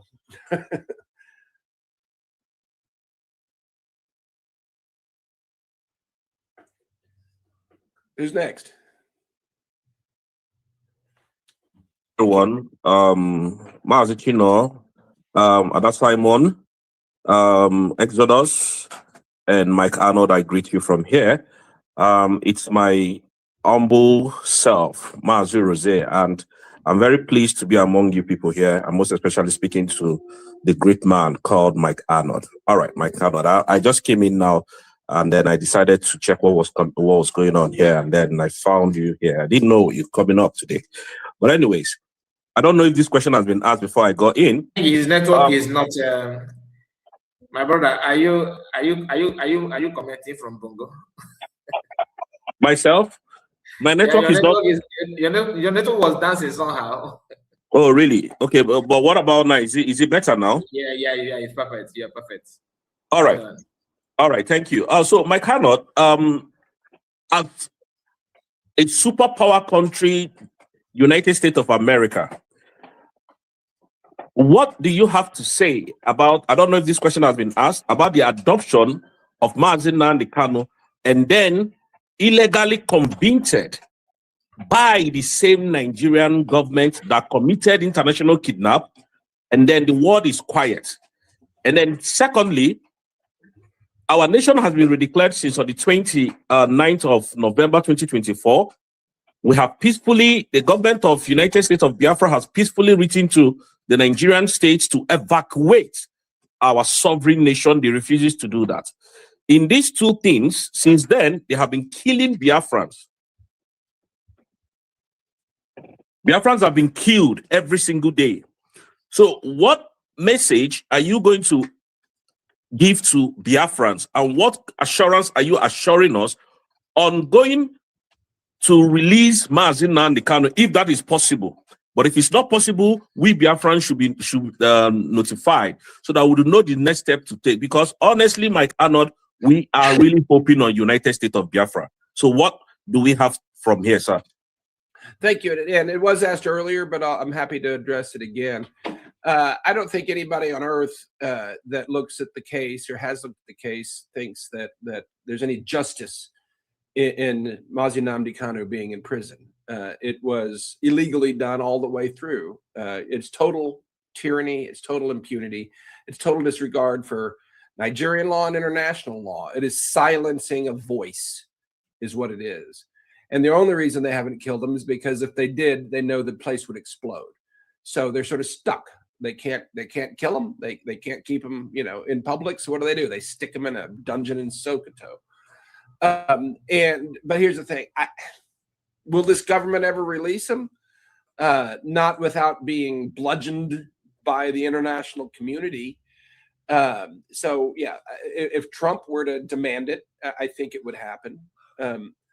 But barring that, I don't know. Look, they convicted him on a law that wasn't even on the books anymore. So I mean, they don't care what the law says. So a judge may, say, hey, the appeal's right. Is that going to mean they're going to unlock the door? No, I don't think so. The government needs to either needs to be beaten from the outside, or it needs to be torn down and rebuilt. I believe that's the case. Could be wrong, but no, I don't think that any appeals process. Now, you could have the greatest attorney on earth. You could have Jesus himself come down and argue his appeal, and would the Sultan ever agree to unlock the door? Probably not. Without some pressure being applied. So raising awareness internationally is key. I believe that if you look historically at movements like this, there are figures, and a lot of them go through prison. And Martin Luther King wrote his letter from a Birmingham prison, and you have Nelson Mandela, who actually had a legitimately violent past, but he's emerged as that unifying figure, the statesman figure. And I believe that Nnamdi Kanu is destined for that. But again, I don't think this government's just going to let him go, not without some force being applied. All right, my Arnold. So what measure of force do you think can be applied before Mazi Nnamdi Kanu can be released? Because remember, Nigeria committed an international crime. Even up to today that I speak with you, no country has ever sanctioned Nigeria. And you see, the problem is, if you don't correct a child for his wrongdoing or her wrongdoing, they will still go back and do the same thing. Is it to open? Is it to squeeze? Is it to scoop? And is it to stop? From here, United States of America, what is America doing to help the citizens of United States of Biafra? We are really dying. Yeah, America is doing nothing. The government doesn't recognize it. And as far as Nnamdi Kanu, again, I don't know that there's anything being done. I don't think there's any awareness of it at all. And that's why I talk about it. I post about it, and I will continue to do so, because it needs to be. People need to know the name. People need to know the story. And that's doesn't just happen. It's a very focused, concerted effort to raise awareness and to create a movement like that.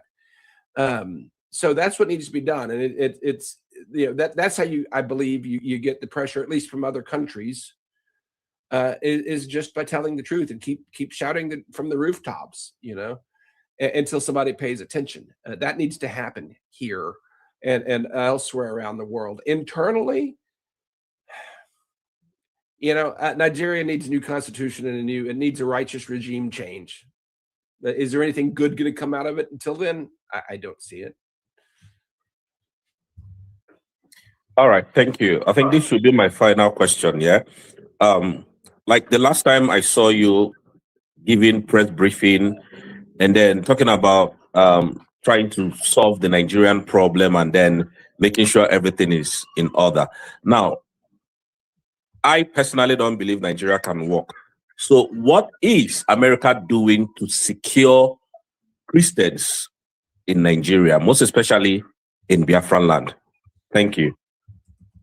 Well, you can watch news as well as I can. Trump just killed the #2 ISIS guy. He's wiping out some ISIS folks. As far as I know, that's what they're doing. Trump's tied up in Iran. And until that's resolved, I don't think he's going to pay any more attention to Nigeria. I don't know if Trump's getting good advice. I know he's getting a lot of bad, conflicted advice from the people around him and people that he's put in positions of influence. So, I don't know the mind of Trump. I know that there's people. doing their best to get the attention of the U.S. government, they're doing their best. I'm among, people that are walking the halls of Congress trying to raise awareness. But again, you line up 1,000 Americans on the street, 990 couldn't find Nigeria on a map. Couldn't tell you anything about Nigeria other than internet scammers. Literally, I'm just telling you the truth. They certainly don't know about 1,000 out of 1,000 Americans. You couldn't find one that has ever heard the word Biafra. That you got a lot of work to do, and I'm here to help. But that's the reality of it. That's just the reality of it. And what you want to achieve is very doable, and I believe it's the righteous thing to do, and I believe it's God's will. But there's a lot more that must be done, and the movement needs, as I've been saying, needs discipline, and it needs some education. How to communicate, how to best depict our plight. You don't just get online and start yelling Biafra, Biafra, Biafra when people don't know what the word means.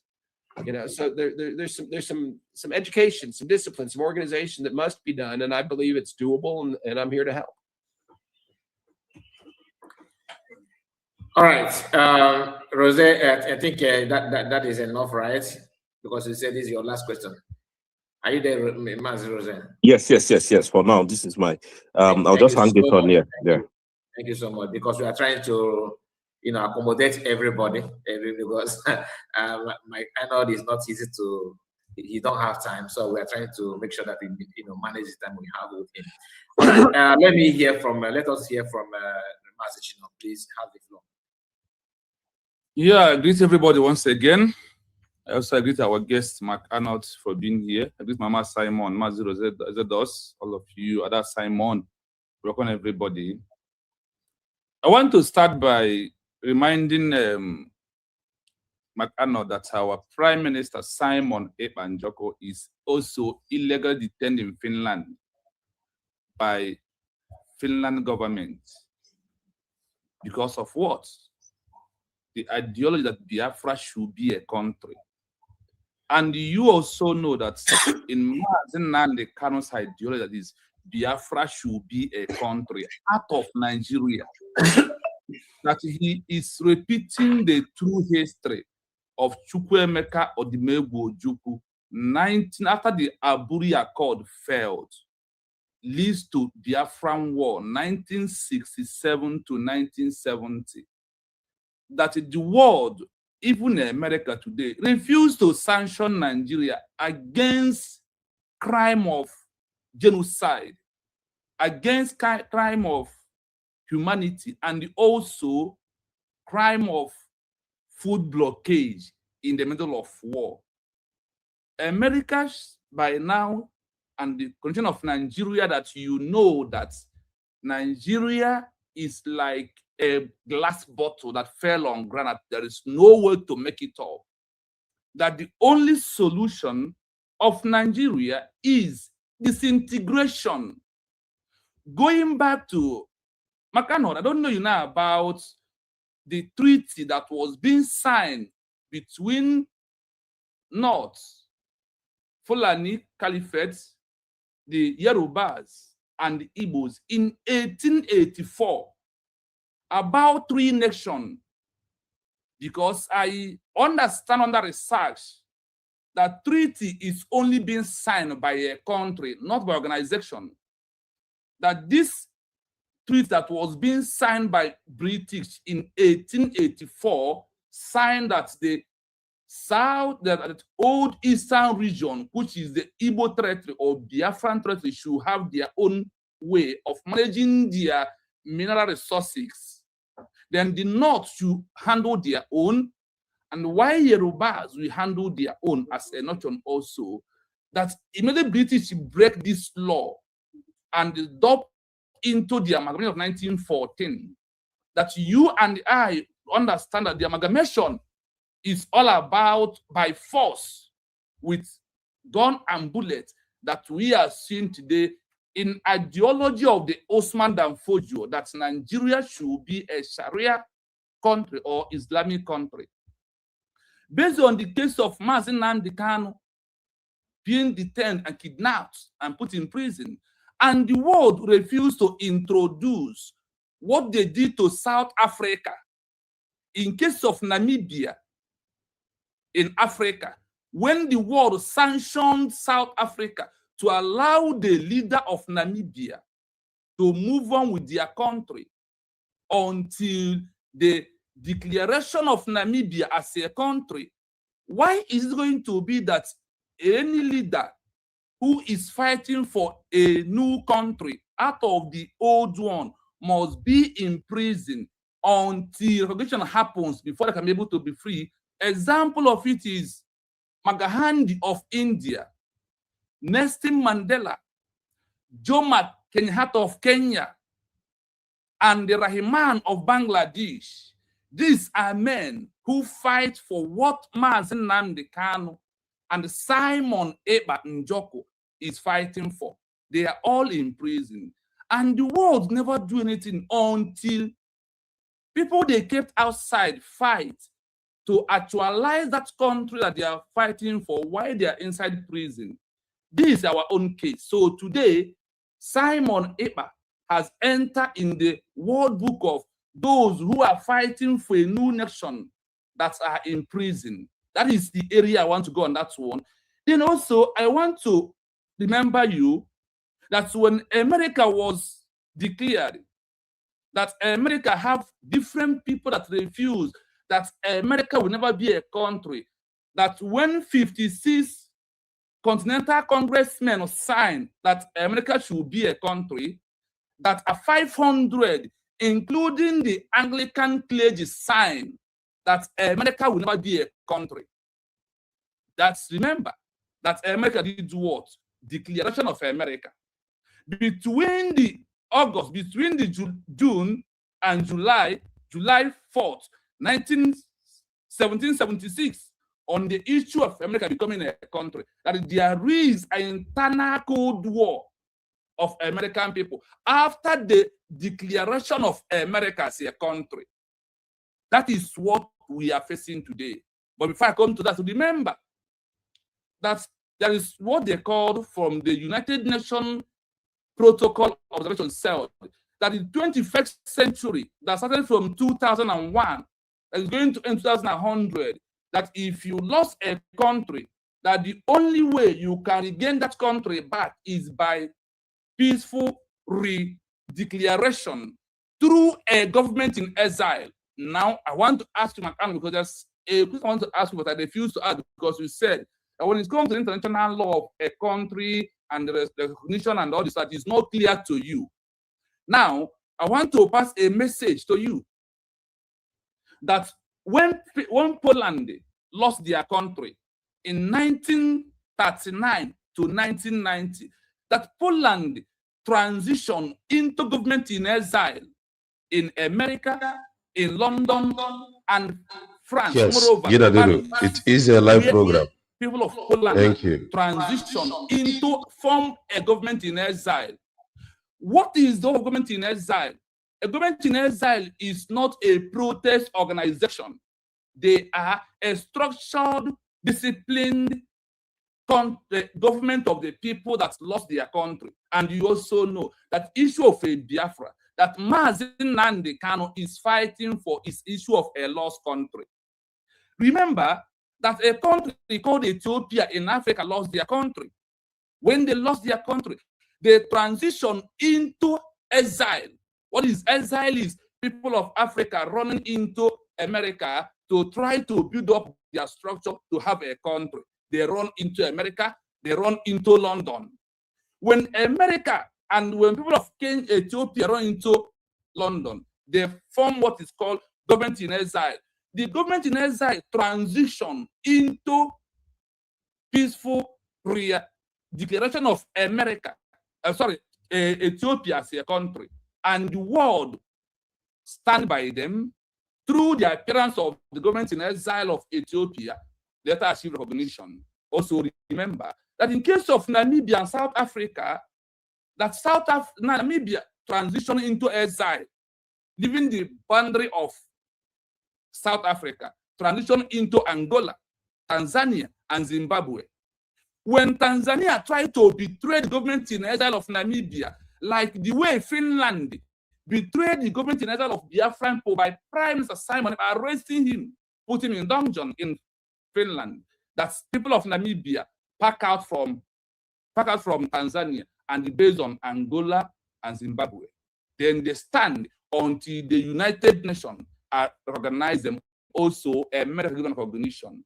Now, Arnold, I want you to pass this message to people of America. Remember that when America was being declared, that first country that recognizes America was Morocco, African country. That was first country that recognizes America after a year and 6 months of America being declared their country by 56 intercontinental congressmen who signed a signature that America should be a country. Why 500 was against that America would never be a country?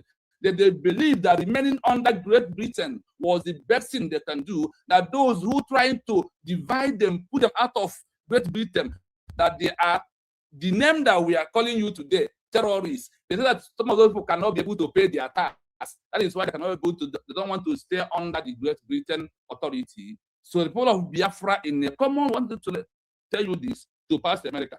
What Morocco gives to them when they declare their country, that we are asking America to give it back to us, and that we are going to be the better ally of America. Because of what? The world is defending their own. The world is in one text. What I mean, Islam help their own, protect their people, and they try to have Islamic organization where they all come in. America is not there because America is not an Islamic country. And the people of Biafra, you know us by nature. That is when we said, do you know about Ngozi Arabeze in America and what she stand? She stand that Biafra has already been re-declared. What America did in 1776 is what we have done back again. Also maintaining the history of America that I mentioned now. Angola, re-declared. Poland, re-declared. Ireland, re-declared. Lithuania, re-declared. Baltic states, re-declared. These are those that lost their country, and they re-declare it through what? A government in exile. That is why today, that the Biafran people under Simon Eber, who was arrested and put in prison in Finland, gathered in Helsinki, Finland, November 2024, and we re-declare it again, while we have a government structure that re-declare the loss to Biafra as a country back. So we are asking America to step up, to protect their own, because running hater-skater, trying to have self-determination, give people God, they want to introduce many more violence in that the same region. The only solution that we have right now is what? Now we have a structural government. What is a structural government? We have a law, and I believe that Arnold, by now you have the constitution through USB re-declared. If you never have, you give us your address, we will send you the Biafran constitution. So you look at what it is. And also, the constitution is also in the Amazon. Remember that we have conducted our own self-referendum with over 50 million Biafran voted. If you want the evidence, we will give you. What is that vote of self-referendum? The card or our logo of that self-referendum is United States of Biafra.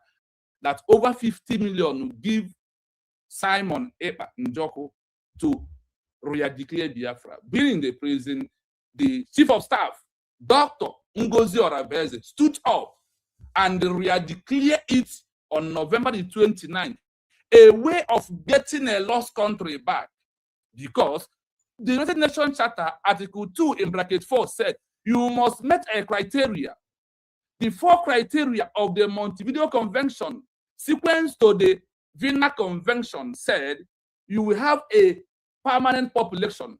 You will have a defined territory. We have defined our territory by the 40 states that was also registered in FERA in Washington, D.C. as a state of Biafra. We have also have a government that are very effective, that are controlling the Biafran people. So please, Mike Arnold, You can be a voice to that. Remember, the part 1 of the Declaration of American Independence by 56 men signed. Why 500 was against? After that, America went into a very internal Cold War. Before this America that is world power today stand, we are calling on America to be the first to recognize the African people. Give us Maggie chicken flavor with onions, celery, and turmeric. My game changer. here to become a nation. That is why I ask you, if you don't have a constitution of Biafra as a country, we'll give it to you. If you need our 40-state map, we will give it to you. As I'm talking to you right now, the Biafra map that was lost or removed in the world map has come back to the world map again. What you will see on the arrow pointing is United State of Biafra. In African map, we are back again through the name what? United State of Biafra. Through our debate of we have repeated all the history of all the countries that lost their country, that we are declare it back and form a government in exile. Our government now based in Washington, D.C. through Dr. Ngozi Arabeze and all the cabinet members. So please check out on us. There is no moving around because no country have used protests or any organization to achieve their country. Without a government in exile, there is no country. And without a declaration of a lost country, there is no recognition. But the primary one is what? A government in exile that transition into a full structure of a government of a country that issue a peaceful declaration of a lost country. But if it's not a lost, if there's a new one, you just declare like America. So we are calling for backup of America. That's what we are calling for right now. We are calling for America to stand up and say, United States of Biafra is a full nation. That is why I ask you, go into our constitution in Amazon, ask our Dr. Ngozi Arabeze. She will give you every down you need to know why we have maintained the criteria of United Nations, UN, and the EU. We have overmade this criteria. Number one criteria was the self-referendum of over 50 million, which is evidence at hand. Now we have our 40 states as a country, and we have a structured government. We also have our military. They are not in social media. They are protecting Biafran territory on their own capacity, but we will not do it because America could not chase Britain away if that France intervened, equipped you to chase away them. So we are calling on you to support USB re-declared as the only legitimate legal way to achieve a country. We believe in a peaceful ideology. That is why we call it what? Peaceful re-declaration. My message is to you, sir. Please, sir. There is no time for propaganda. What we are passing through, internal problem we are facing right now, is what America faced in their own time. And there is no way you can have a country without internal problems. But I want you to remember that internal problem of America, over 500 is signing that America will never be a country. It would be better to remain under Great Britain. Never stop. The 500 that was illegal, never win the 56 that was legal. So USD declared is legal. IPOB organization is an organization of a non-GO organization under protest, and no country have used protest as achieve country in this world. They all transition, they all issue declaration, lost, re-declared. We have re-declared. Take our mandate of our country back. The ideology of Biafra as a country will never die. The time is here right now. Now that Nigeria has collapsed, if Biafra is a country, what is happening in Nigeria will not be able to happen. What is happening in Nigeria will not be able to happen. Then we will protect ourselves. Yoruba will protect themselves. The North will protect themselves. And let me say this word: we are not going to be under this killing because of the people of Benue refuse to decide what they want. We have decided what we want, and we are not going to go back. Please, sir, our message is: we have declared. We have a government. Everything in line. Protest is not a way of a country. Protest is what the world called noise making on the streets. That is under freedom of speech. It's also under self-determination. Depend on the criteria. The two criteria is you have a nation through a government in exile. These are the laws that guides us at the right time under the United Nations Charter. Article 2 in bracket 4. Peaceful declaration in the 21st century is only the way. We have all it takes to be a country, but America is stopping by not recognizing us. Recognize Biafra, unite States of Biafra as a country. All these killings in Nigeria will stop. You know that one for sure. I leave it to all right, Chino, I think we are running short of time. I just want to add one thing before we welcome other people, because we have, exhausted our time, to be honest. But just to add something to what you said, Mr. Mike, that I know when we talk like this, people, there's one thing that they will hang on. They will start saying that they have something to do with Mazi Nnamdi Kanu. That Mazi Nnamdi Kanu, you declared yourself that Mazi Kanu is not involved, because that is the propaganda that is selling on the street. So I just want to add something to that, because that is a lie from pit of hell. And I know you as somebody who dictates lies very, very fast. So I believe you are a very good researcher.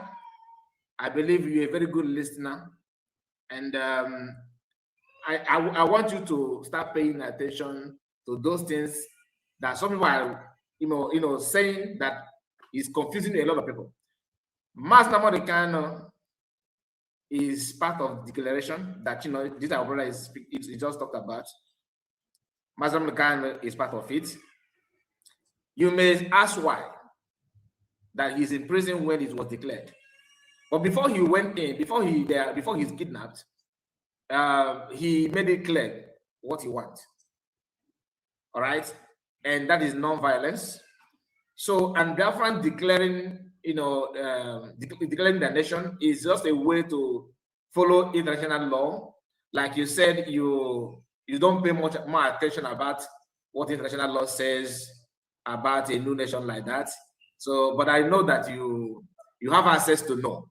That's why I said you can research more on that, so you can keep yourself informed very well, very, very well.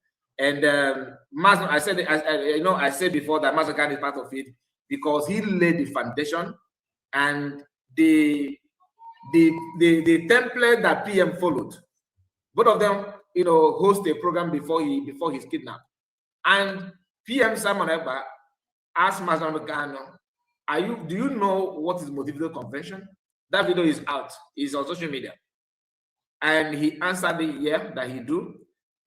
He was even surprised that Simon Ekpa is aware of that motivated convention. So that is the template that PM followed.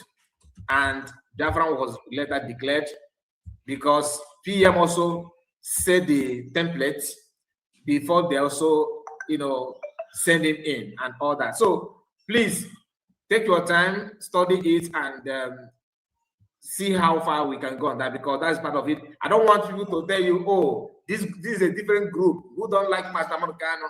It's a lie. That's not true. We are all followers of Mazi Nnamdi Kanu. We are all believe that we cannot stand the ideology from the north cannot coexist with that of south. And since you cannot have the same ideology in the north to build a country, even you as a person, you can see it on your own. You can see the outcome of that togetherness. The belief system of the north is totally different from that of the south. So most of them believe that they believe in the caliphate.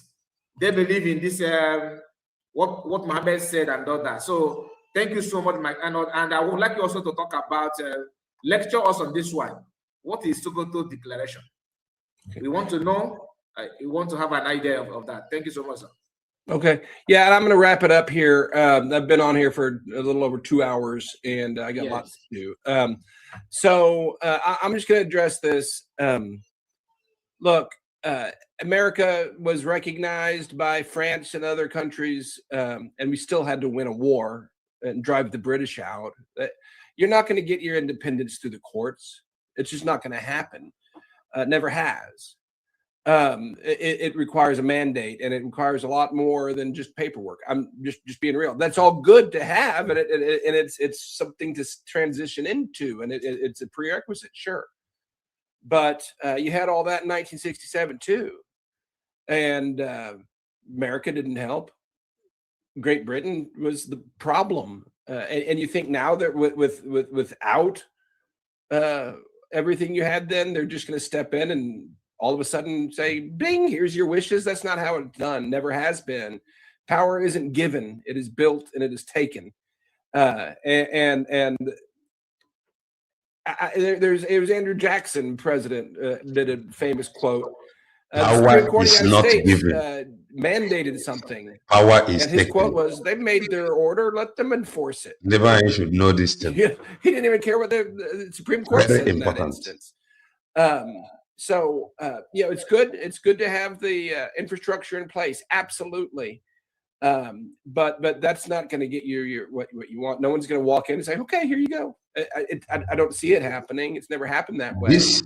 There's got to be more. There's got to be an unstoppable, very hard movement that compels embrace other nations to Very hard recognize you. And also, America wasn't recognized first by the biggest nation on earth.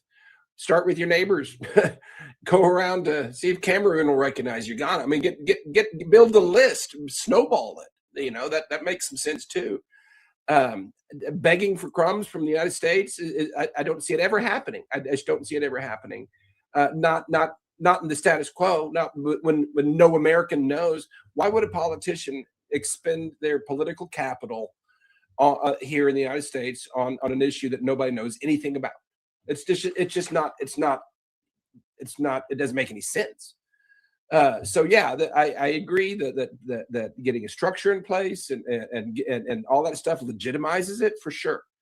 But it's just like filling out the paperwork to go to college. You can be accepted to college. That doesn't give you a degree. That's where the work starts. So that's what I say. The Sokoto Declaration, I'm not going to divulge too much.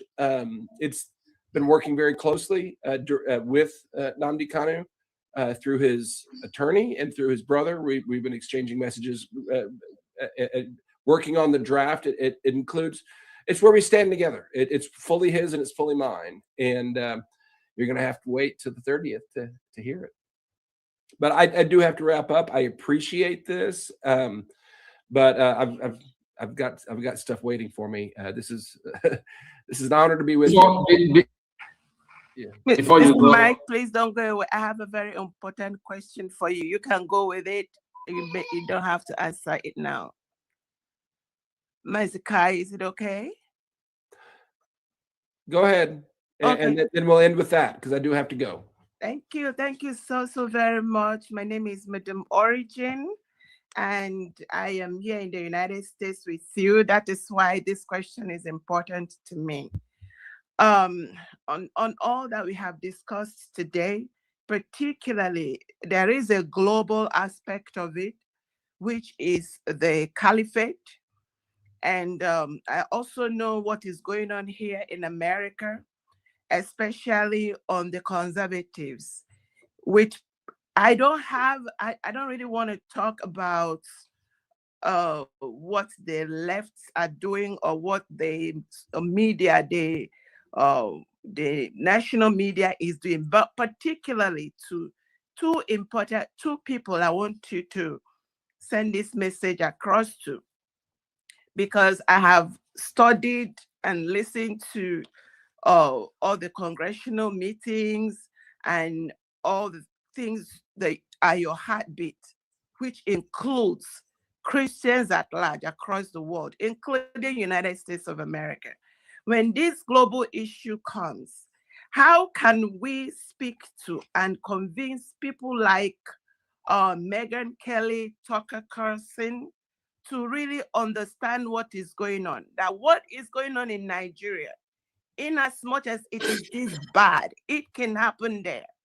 How can we, bring attention of the conservatives to what is going on in Nigeria? That it is not, if it moves from Nigeria, like you said, one of your, this is 6 million people that are already being radicalized in those camps. Some of them will come to America. Some will go to other parts of the world. What are the conservatives in America doing to see how to mitigate these global threats? Yeah, thank you. We're in a narrative war, and we're in a war against laziness and entertainment and self-importance. I mean, it's a constant fight.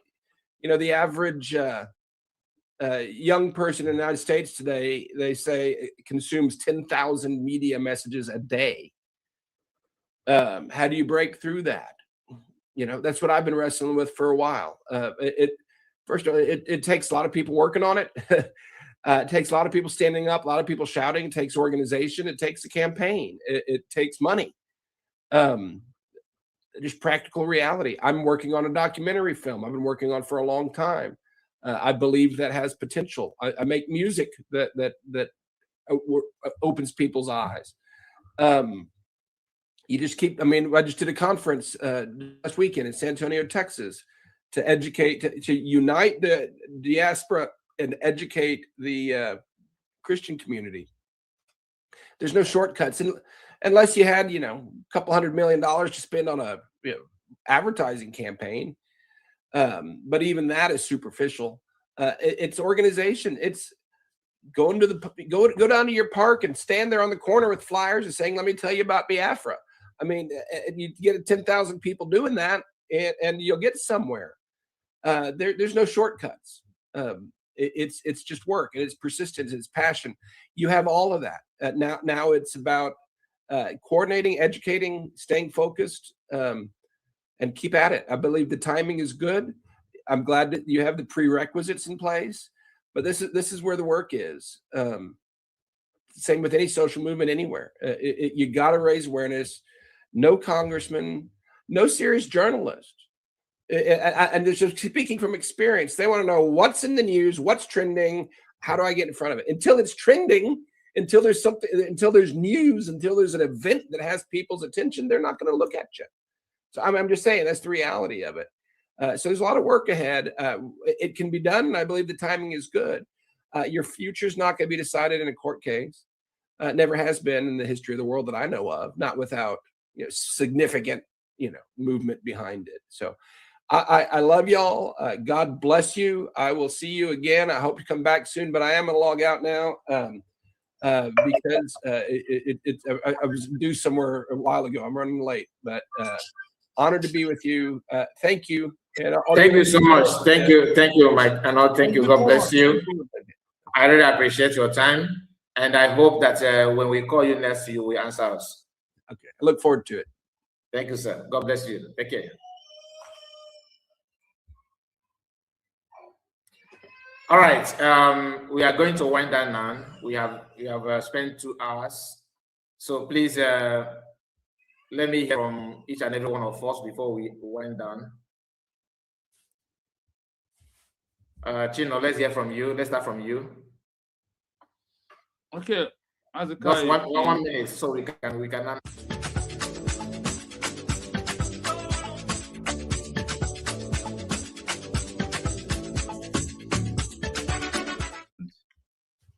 Right. Is only one thing that America should organize Biafra. What Africa give them? All right.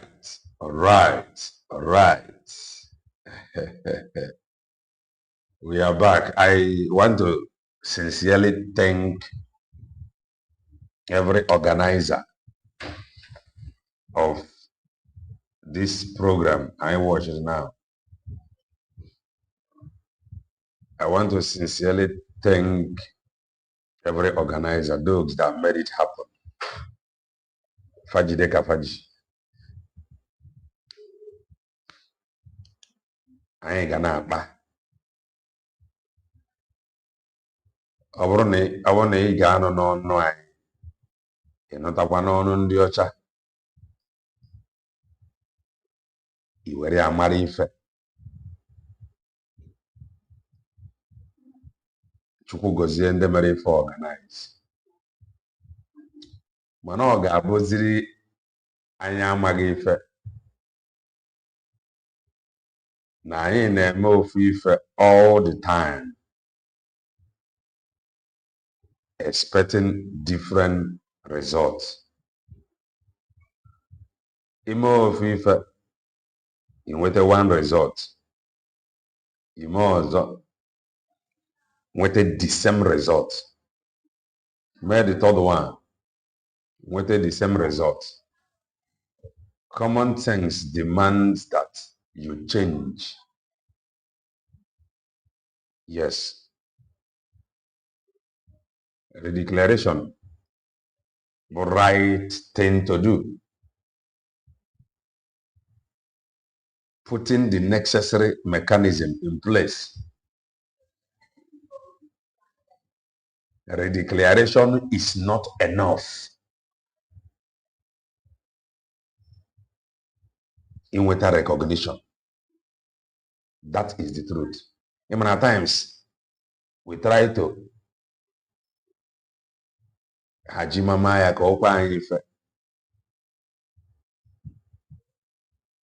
the declaration amaka. Okwe frontu Biafra government in exile. Si we gadi enough. Onto a cafe si ayo na ifa na. Mana ife na-ewutezi bụ na o ruru time mgbe a ga-anọ ọrụ na-arụ ọrụ ka e werezie dị afa na-project dị ọrụ onye ọbụla anyụsi ọkụ daa ọ dịrọ mma.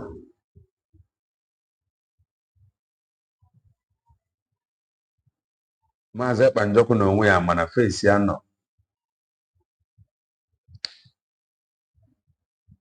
Maazị Ekpanjọkụ gbara fesi ya nọ wasn't enough. Ọ ya ka o ji wee mee provision ka e nwee ike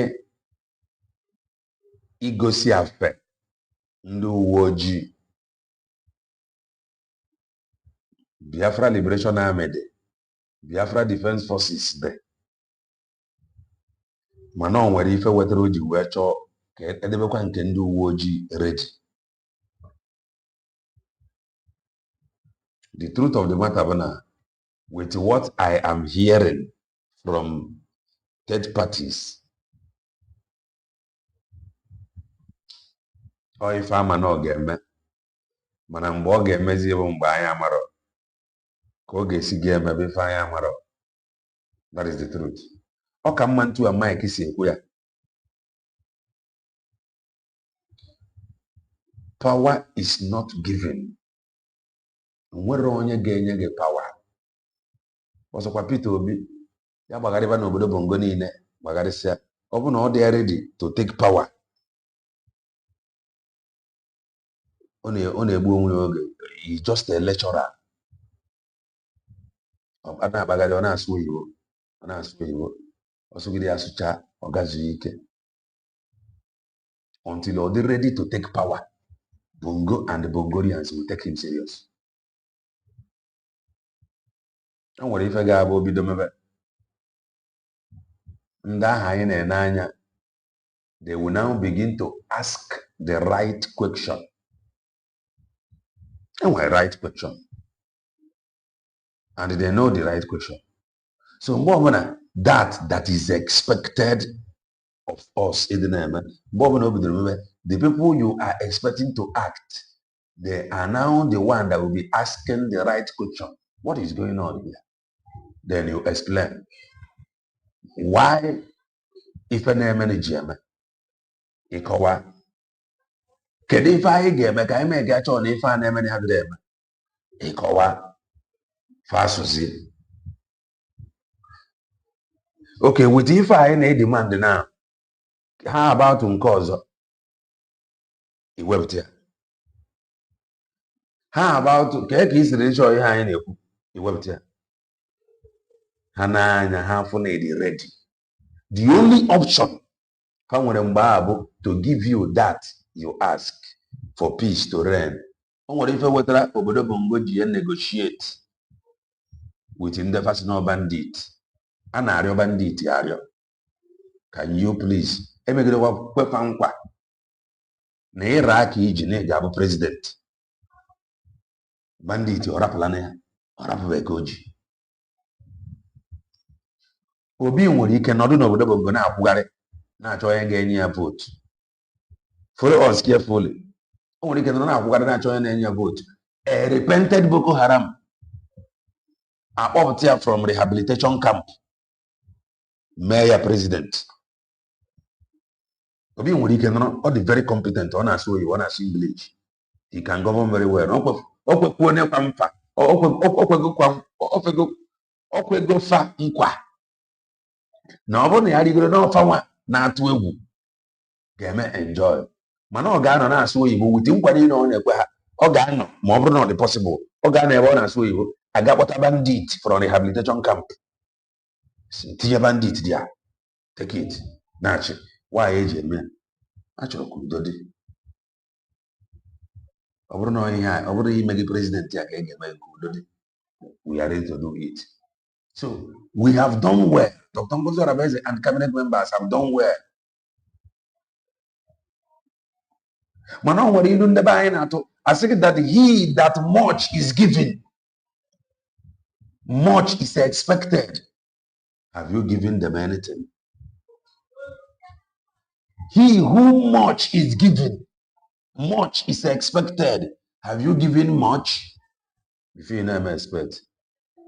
So to say that what they have is more than Bongo president office. If you carry Bongo president, makana fa megidere Iran, kwade Iran ko bonende ko Afghan. Kedu obodo e megidere ife tigide obodo a mmanwụ president ya gba ọsọ. Nneka ofu announcement fa ga-enye na Abuja na one everywhere na amachichichi.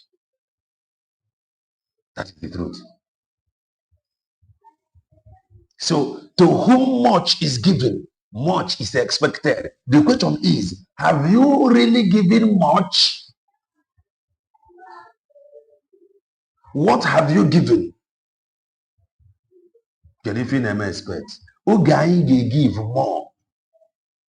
Ka ị ga-esi nọ baa moto, start ya moto a na-agba, moto agbakata, irube your destination, imenyụọ moto ọkụ na highway. Kedu ka anyị ga-esi nọdụ cheerful in the morning, anyị baa moto, we are going to work? Anyị moto a na-agba, anyị erubere n'ọrụ, anyị amenyụọ moto ọkụ. Because of greed, because of self, ọchịchọ nke onwe anyị, because of nna nọ ntu anyị si kwu ya ka ọ ga-esi gadị. Ọ dịzie ka nwoke a na-agwazi anyị that we have known, that which Maazị Banjoko have known. Anybody that is disagreeing with him now,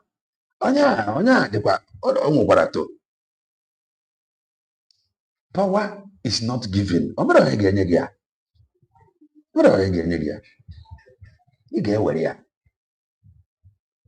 When you take it, you value it. If you cannot take it, you can never value it. In fact, they will give it to you when they see how serious you are, how capable you are. You will be feared. Are you ready to beg them to fear you?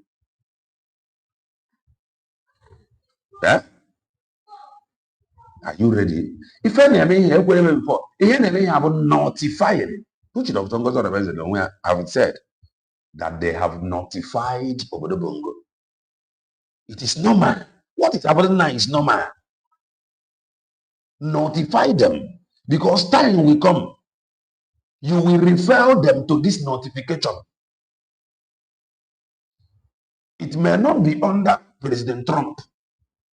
Manobro no under him good and fine. But all they go on record. Now US will declare notified President Donald Trump like his own regime. Again,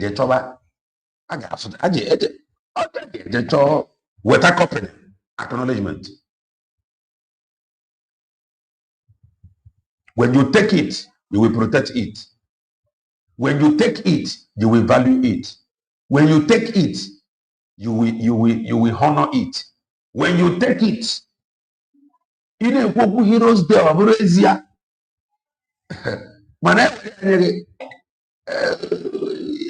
Get a hero in the on the hero.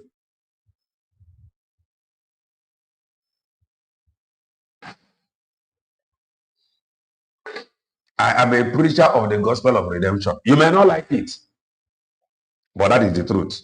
It does not matter. Obodo Bongo, I want to say it again. Open the possible.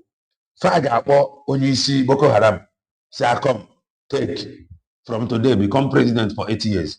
After that, what's it? Now they rap with me. Nasu English. On what if you remember?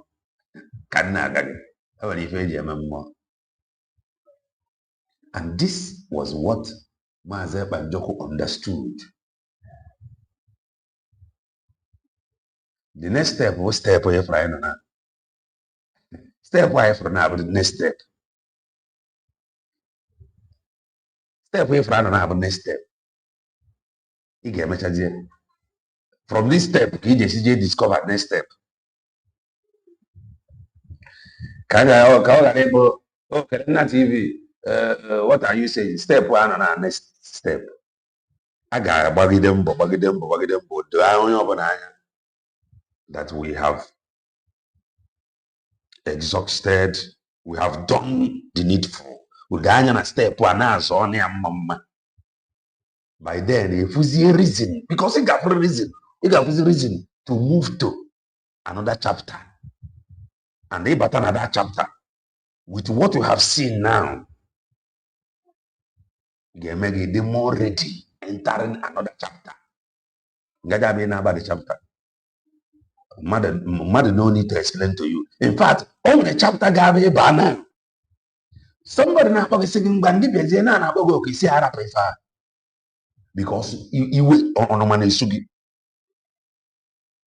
Something happened to me. Something happened to me. I want to say it. So many years ago, many years ago,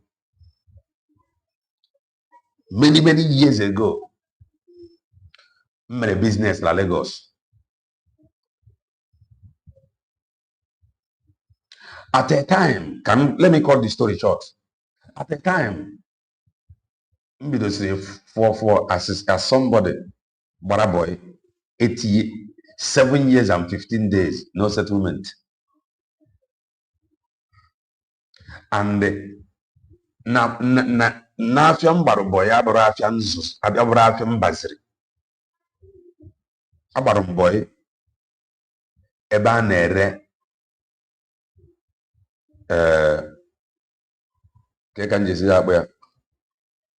photo materials,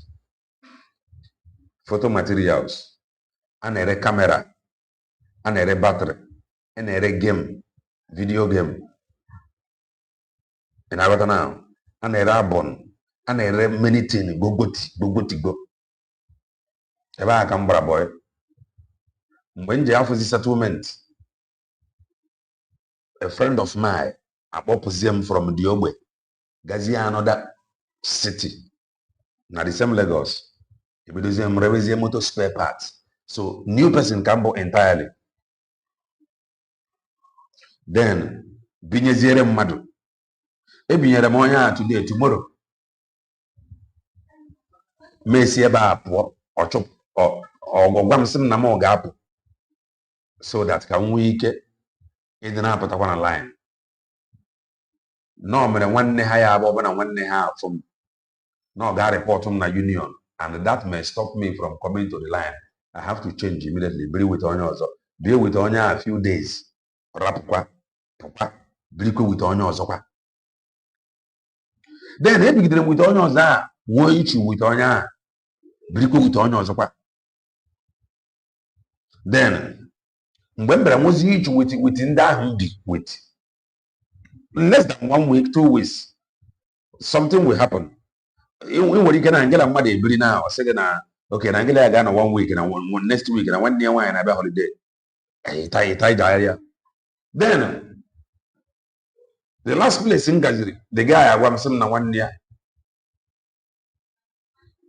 achọrọ m ka m kọtụ white church na nwanne ya laba holiday mụ na ya anọ. I now this after ka okay abịara bido rahụba n'iro. Let me cut it short. Rahụba n'iro. Rahụba n'iro for some days. Somebody akpọ m sị m bịa na bịa next week ka m pụọ na nwanne ya nwaanyị na-aba holiday ma akpọ ya nwoke ọzọ sị ya na achọzie m ibie n'iwu ya ntụ anyị si wee nọdụ n'iro ka m mma because I don't try with different reason. What my point? Asị m ya I don't try. Ọ kwefere ife a na-eme na-edegasị akwụkwọ onye ọbụla na-pretend na ọfọ ya o nwere ife ga-abịa imebe now. Ndị anyị na-edegara akwụkwọ abụzi ndị ị ga-adị useless, ị ga-adị brutal, ị ga-adị mean. Ọ ndị ị na-edegara akwụkwọ bụzi ndị ga na-asị ngwa bịa na akwụkwọ anyị iwutetara mgbe a na anyị afụla ya nọ na ka anyị chọrọ ime ya attend. That is you become unreachable. A na-akpọ gị ịdị mean na-eme ife ka moto fail break. If I have what happened to me then, some people are going to tell me next week, 2 weeks, and say, no, I don't want. Because I may be about 2 days, 4 days, 5 days, 6 days, until somebody appear. Mama boy not just the guy. Say, na chokwa mo nke bo mbia 1 week, 2 weeks, kampwa, na eba ano kwa de mama. The guy asked him, Mobia. Come on, Yana. Instead of me, Jawa, maybe quite a mood in there, or some Piakaina. You see, okay. Mesorianaba, 2 against Wesorianaba. I know them with that guy. Sieba rent you owner. Brick. If we think you were dragging Anabana. I'm not with Onya, at a point, people are not Bia, Kaina next week, if one Samba. So, I'll be in front of that, man.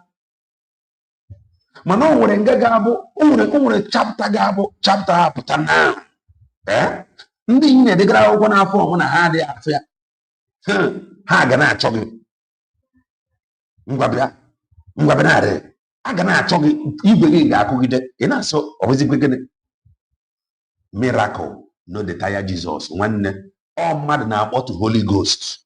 Mother fall under anointing. On over the from Cataranosa, second on under anointing. I go over to Loya. My name no wacko. Like a place like church. You know, Jesus, the under anointing. Somebody, corporate anointing breaks the yoke. Somebody, pray down the Holy Ghost. If we can be able to pray down the Holy Ghost, they will look for you. And when they will be looking for you, by yourself, you will not be in a hurry. A man not in a hurry. You will now be making choice. One can have with their own offer. He got the mean, he got the brutal. He gave one biago. The Ndia in an iron fro. Far from if I were called Nakama Zebanjako. Far for if I cafanian. Far for if I cafanian. Only with them, it was revealed to me. This one, he has something to offer. Now, mountain can I well. So, it is desperate now because you are in need. Unknowingly, they may have ulterior motive. Manige kochiri igaba ya krema. Kochisi ike. You got to now. You kochisi ike. Time will come, they will be coming with their offer. Man, can we do it? They are like ego, like a convoy, like a no, like a life. More than if I know. So everything that is happening now, it is good. Then I still believe that chapter is fast coming. The chapter will come. It on one attack on one attack.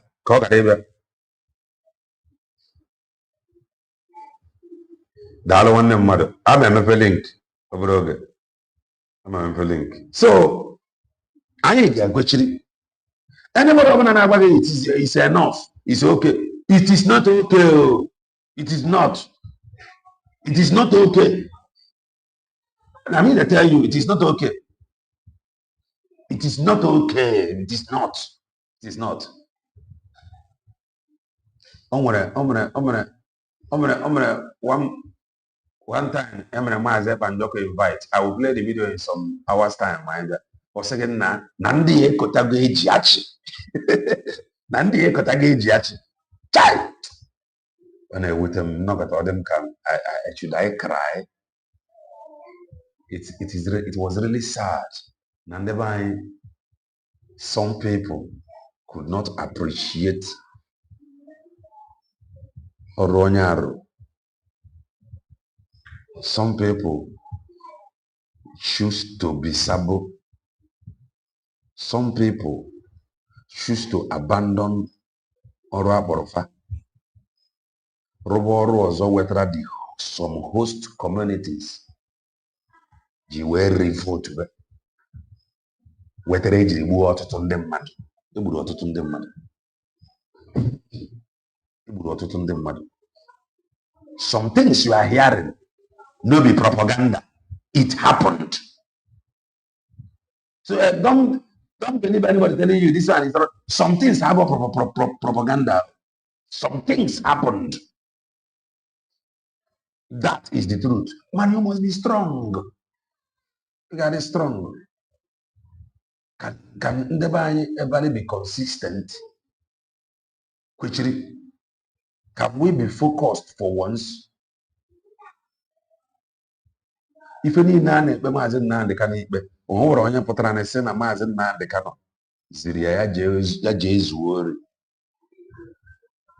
I nwere ike isi na mmadụ wetara ego mana onwe bụ onye pụtara na sị gị na o ziri ya ga zuori. Mana na-akpụ ya onye ori. Maazị Ekpanjọkụ onwe bụ onye pụtara na sị gị na Maazị Ekpanjọkụ gwara ya ga ori. Mana ife ori mere.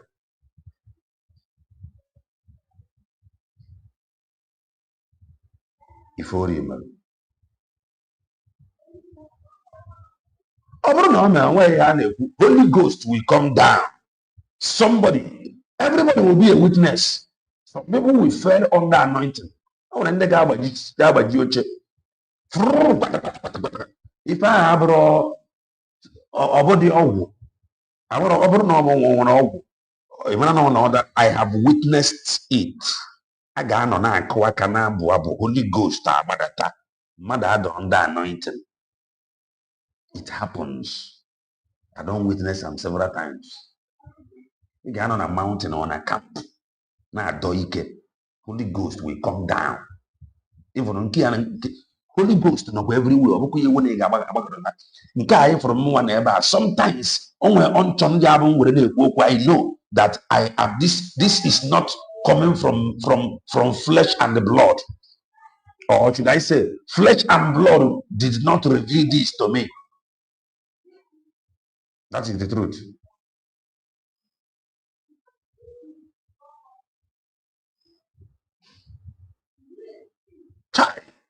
Opportunity. Opportunity. Opportunity. It is well. It is well. Chukwu nyere anyị aka. Ihe ọbụla na-eme, a ga-aji akwado kama ya gbuo oge. That is why nji wee love for that. Oge niile ihe a na-eme, that hunter, that S-handle hunter. Mgbe ọbụla m bịara across his post. Sị na onye a, Yeah, it's making sense. Yeah, it's making sense. No, it is all good. Okay. Yeah, I am a product of grace. I want that I have experienced. If you're not one is taken, not given, not given, not given, not given. If we're going to Trump, Ebefagara, Gasadu to heroes in Kaha, if Northern India, na call prevalence. Northern India, na call prevalence. Fine, no. What's it? Paula Silas, they prayed, they sang, the Holy Ghost come down. I watched one video. The angels are here. The angels are here. The angels are here. Chai. And if you Chai. I'm going to open studio because Nebia is one no. Don't attack anybody because don't take it personal. Just one no. Iko go adro mi nekwo ma anyị gafe na enwekwo mmozu mana anyị na-ekpe ekpere na-arịọ Chukwu ka Chukwu nyere anyị aka. Chukwu nyere anyị aka. God help us.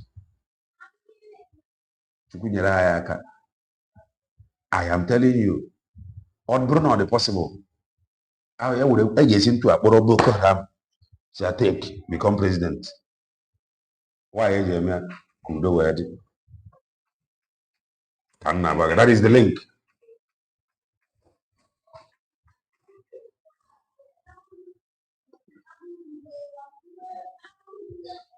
Onye ọcha gwara anyị nwoke a ihe nwantị ndị were aka nwoke a bụ okwu ọ na-adị ekwube. Okwu a kwesịrị imete gị n'ụra. Power is taken, not given. Okwu a kwesịrị ime gị, you have a rethink. The man aha mabalị ya. Ọ na-aha ma steady. It is not given.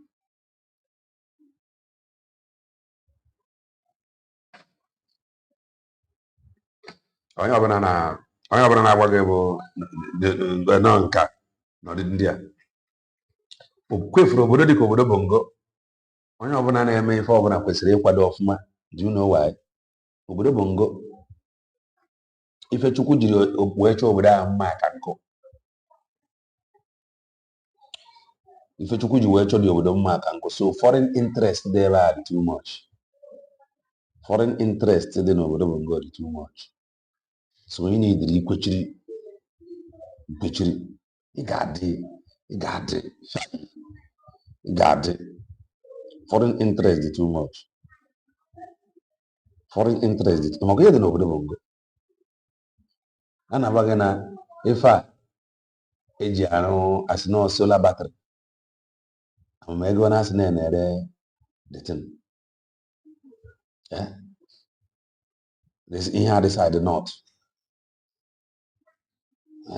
Foreign interest in obodo Bongo dị too much.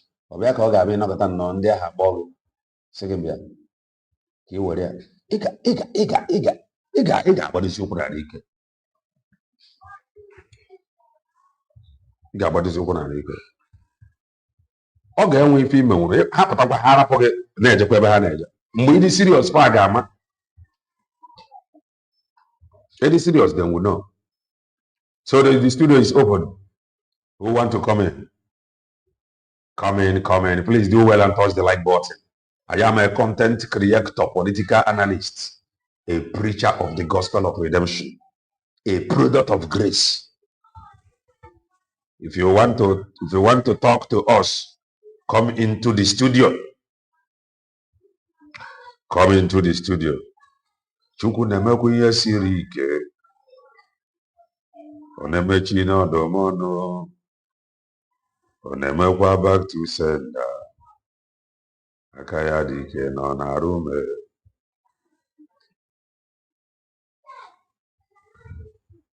Join us. Who is coming in? Akonye with Amaka Mele. Grab the mic. That one. Yes, try and be audible.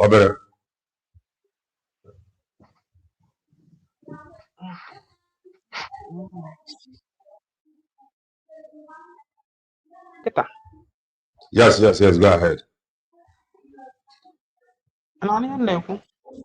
Yes, yes, yes. Yes. Okay. Can you Thank hear? you so much Okay. for. Can you hear me?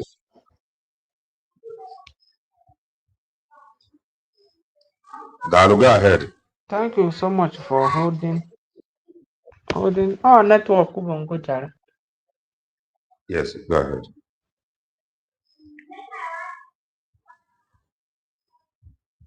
Do I continue speaking? Yes, yes, go ahead. Go ahead. I said thank you very much for holding a brief for us. To start with, I may follow you all this while. No, nah, I hardly comment because those things,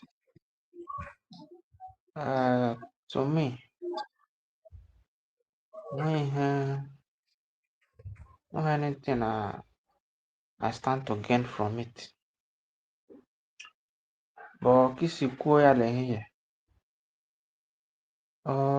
It give age above us. You are a man of wisdom, and in this time, God is greatly using you. So I greet you specially for that. I greet you so much for that. So Opileku is right. And in my mind, I believe that Simon will come, he will come out a better person. And MNK will be released. One thing our people fail to understand is that it is over sanctimonious and pious.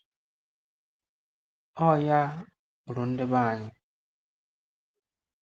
Oh yeah, lead right to the dogma of religion. Never is swallow hook, line, and sinker. That is it. Oh yeah, problem in mind. And you believe that now when you to go. Ndosha were to po, but of living and want to pote because the foundation has been laid. In this struggle we are in, MNK has laid the foundation of the struggle. He sensitized our people, but you saw it as an opportunity to make the fortune handles grow over the years. And that's the problem we are having, a indoctrination of religion. Emotion and not riding over. But I have said it one time that you came at the right time. That the perfect time, there's no other perfect time than this time. And people that has inner mind, that are free in their mind, that follow somebody unconditional. They saw it. That's why we are not always many in your platform. So, but we keep pushing regardless. We keep pushing. And I pray that this time we pass by. Well, if you flip the coin, you see that it is necessary that it happen. They are busy now making mockery of themselves, not knowing that karma is working against them. If DOS and the so-called fake Briggy members, fools, had accepted the work that Samanekwa came to do, number one thing, the likes of Metu, Master Prophet, that have gained today is that their so-called champion will be a free man today. They played hide and seek to their intelligence, thinking that they are doing us, not knowing that the great undoing is on themselves. Okwu ndị Baịbụl ekwu, a sị na atụrụ gara were ụlọ onye nwe ya were ukwu ya lee ekwula dị ụlọ. Ile nọ na-emegide onye nwe ụlọ, oru mbọsị ụlọ dara, ọ dagbuo ya nwa. Onye nwe ụlọ nọrọkwa ha ime ụlọ. So that's what they did to themselves. And the one that pains me most with the great saboteurs of Brigis, even the people that I followed.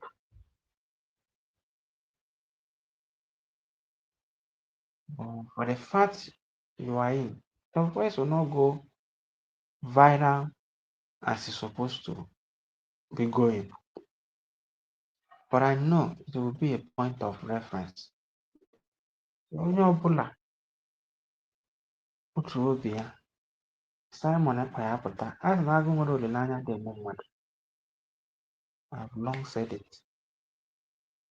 Ọ bụrụ that by all means a na-achọ ma ndị na-etinye protest ma ndị mere appeal na onweghị nke wọkụrụ.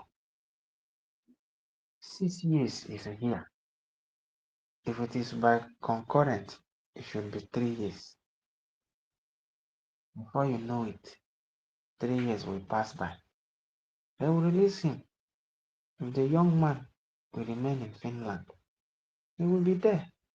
If he will relocate to another place, he will relocate to another place and he will learn his lesson the hard way. Which is what Orabeze have learned, that made her to be following the struggle and doing all the things he's doing. All I know at the end of whole matters, Biafra will come. But my greatest wish is that it should come while I am young, that I will participate fully in the building and the making of that nation. Not when I will be old. I might be telling my children the stories of the people that fought for the freedom, that they should not do it this way. It might be sounding as a different message to them. But if God will help us for it to come now we are young, that we take in full participation of everything. The likes of me and the likes of you, they know what they want and they know what they will do.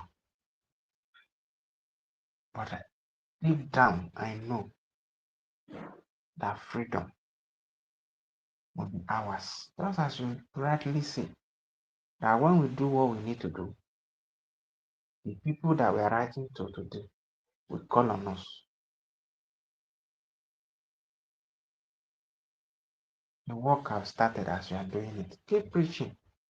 All this while, I follow you. Even if I miss the program, maybe I come, hear the bullshit they are talking, I skip it. Later, I'll watch. But in all the ones that I skip is not up to three of your program. The rest, I watch it. Because I've dedicated time to watch you. I watch it. I watch the program. I follow you. Listen to their rubbish.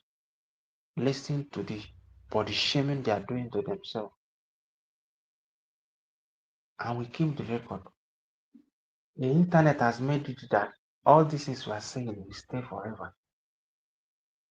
But God in heaven should bring Biafra now. There are many places we will walk. So those people will be drowned. Then they keep fooling themselves, thinking that maybe in next 10 years Biafra comes, that they will contest. I've said it in chunks of persons like me. What VDM is doing, that's why I'm saying that Biafra should come while I am strong. That I will have the power, the strength to do the things that I would want, I would wish and want to do. I will smell them anywhere they are.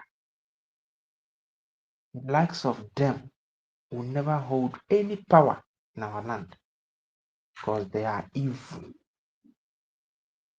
So thank you so much, my brother. Keep doing it too for record purpose. I've told you to get storage gadgets, backdate them, store them, save your video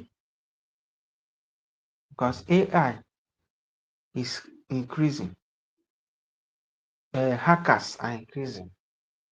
That tomorrow they will not hack into your account and help you delete videos that you do not wish to delete.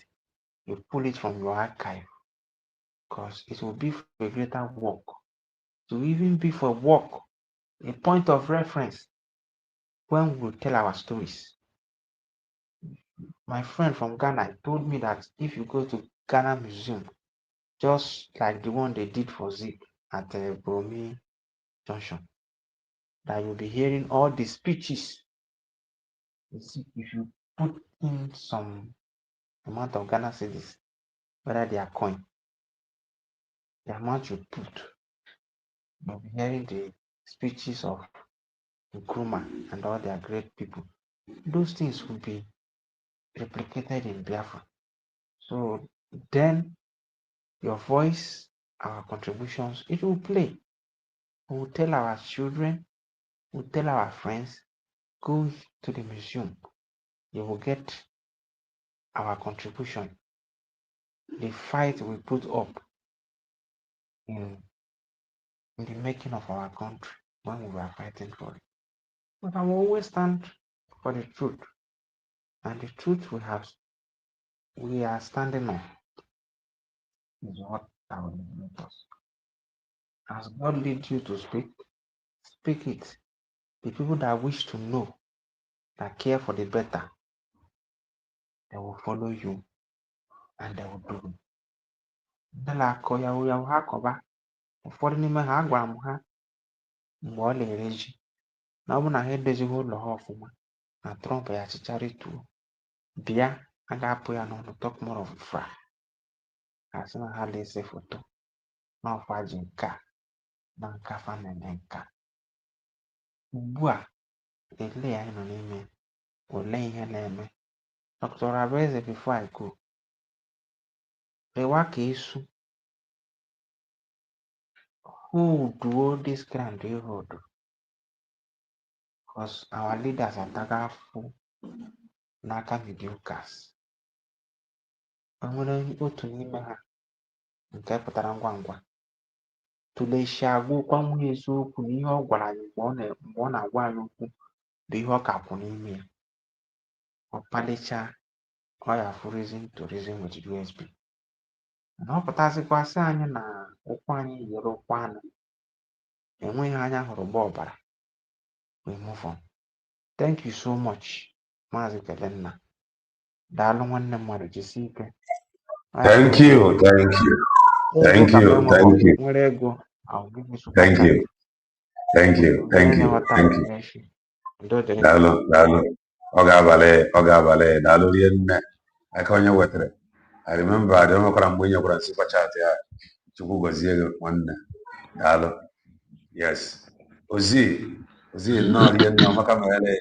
Grab the mic. Yeah, Maazị, good evening. Yeah, Francis in the studio, I greet you. Akonyo wetra Kelangan operation. I greet you all. Yeah, Maazị, regards to what our guest tonight, Mr. Mike Arnold.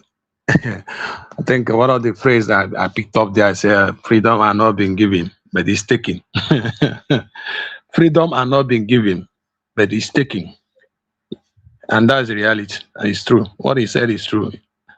Yes, because I have been in such a situation, you know, in politics. If you don't sit up, if you don't campaign, if you don't do the necessary things and move and be ready to take the freedom, when your opponent will take it from you. Freedom has not been given. You must fight for it. And when you fight for it, you appreciate for it. It's a reality on ground. In everything in life, you must work for it. Nothing, no free food though. Can as manna fall from heaven? When no this time around though. No manna fall from heaven.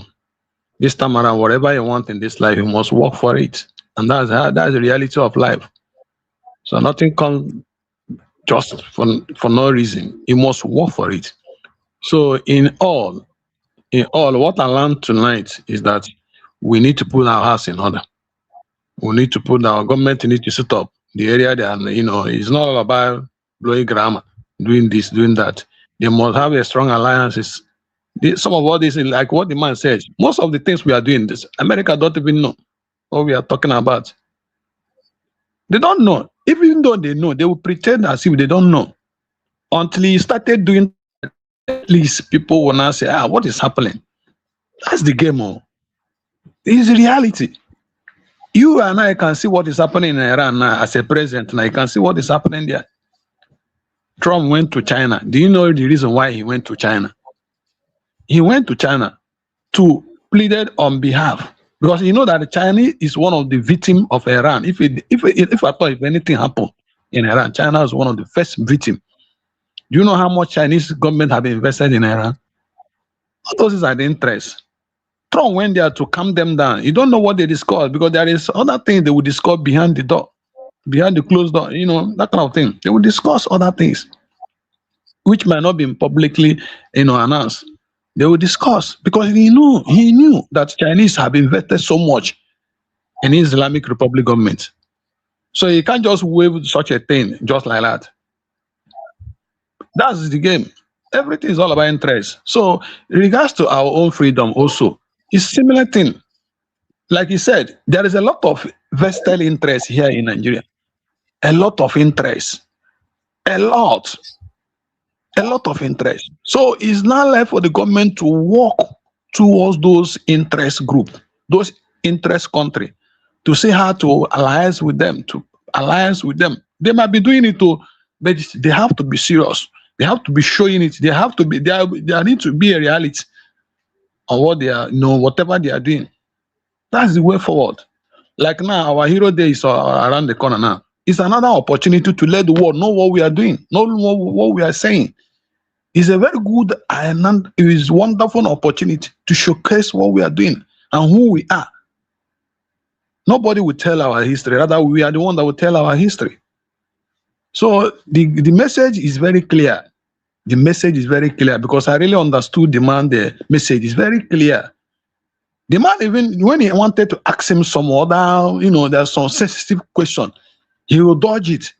He knows why he's dodging it. He don't know American stand. He don't know American stand as a government regards to what is happening in Nigeria.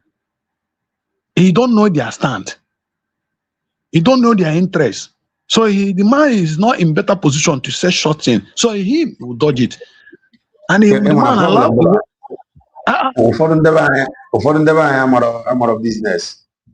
Ụfọdụ na business buying and selling bụ this is the politics. This is a world called international politics. Interest first. Interest first. And whoever that they are doing things, try to know their interest. Try to know American interest. Try to understand American interest in Nigeria. From there, you can now begin to dish out your own, telling them that they have a better offer working with you. They have an competitive advantage working with you. It will convince them beyond reasonable doubt before they will start listening to you. It's all about interest, like he said. There's a lot of interest here in Nigeria. So the government have to sit up. It's not an easy going on, because, like he said, who is so much is given, so much is expected. Have we given anything in regards to that direction? So the Biafrans need to know that this is not a child play. Freedom are not being given when they fight for your freedom. We need to sit up, need to add up, we need to strategize, Like you said, P2B, let him start parabolating, moving from north to south, east to west. I don't take him as a serious politician because I think that Nigeria will, the power will be given to him. That is his own assumption, no? Because he can see what happened 2023. He saw what happened. He won the election, but did you see what happened? Is it the same person that you are going to give your vote again? He won, but the power was taken away from him because he wanted to relax so that they will give it to him. Nobody will give it to you. You must work. Politics is not a game of weak people. He must be strong and partner. Do whatever you want to do. See, you can see how Tinubu from nowhere. He said a minute call at the end of the day. Because even see, people don't understand the game. You have already made it here. Peter, let him be parabolating. He will, at the end of the day, become a teacher. Continue educating Nigeria. Let him continue educating Nigeria. That's not what they're interested in. He said it. Even Boko Haram themselves, they will even bring Boko Haram making the president of Nigeria. Yeah, and you'll be surprised. Freedom are not being given, brother. He's ready. He must take it. Are we ready to take our freedom? That's the most important. Biafra need to be asking themselves. Are we really ready? Are we in a position? Give divert attention. Any position, give divert attention. Yoruba, instead of standing for what we agreed for. Orabeza cannot be everywhere. She cannot be everywhere. All the machinery, people like us, people around us, people within the system to achieve the goal. If at all of us can agree on that purpose. So it's not an easy task. So we need to ask ourselves, are we ready to take the freedom? Our freedom is already in our hands. Are we ready to take it? Nigeria government cannot give it to you. They can never give it to you until we are ready to show that we wanted it. And the opportunity is here. And right now, the opportunity is where it's here. Thank you. So that's my submission tonight. Thank you. Thank you. Thank you. Thank you, Ozil. You get to work out for Amakamele, grab the mic.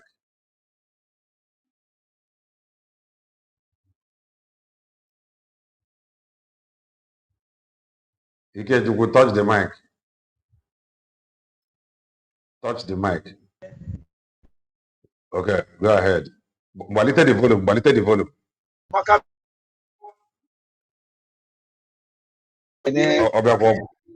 Yes, yes. Ana make Mama ya porque ishigata. Porque ishigata. Makona na the volume dapa opo. Adama na opo shigata na me. I'll wait for you. Opo shigata. Okay.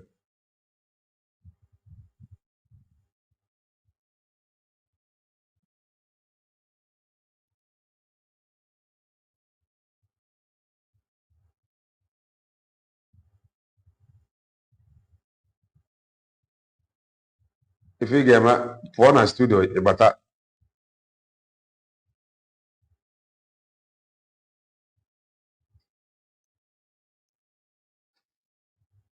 Honest work na hanga. Pona areki ibata.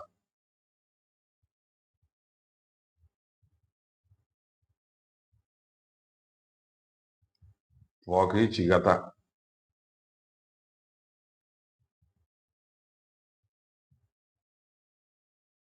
Wapona ari chigata. Omo wepro now. Puzie ke try ya ke bata again. If you are not yet following us on TikTok,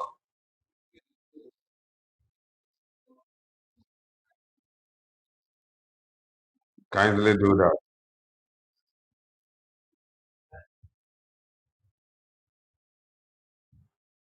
Kindly do that.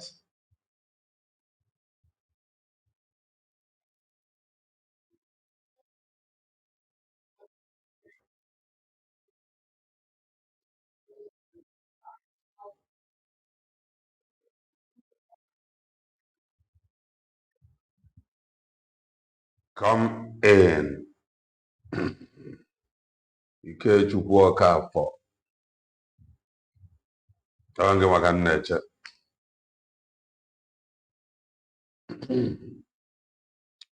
don't worry, go over network and about where you go network. So Nimi Feni, we must continue. I want to end what I got on ndị anyị na-ene anya ga-ekwuru anyị ọnụ anyị na America or je help anyị. Some of their advice, it is a must. We take it serious. N'uche m ka ọ ghara ịbụzi okay, Ikechukwu is here.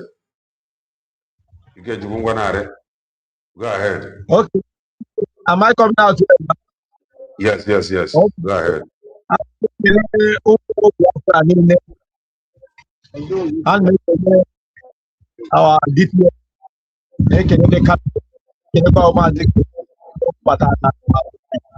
not because of no okay.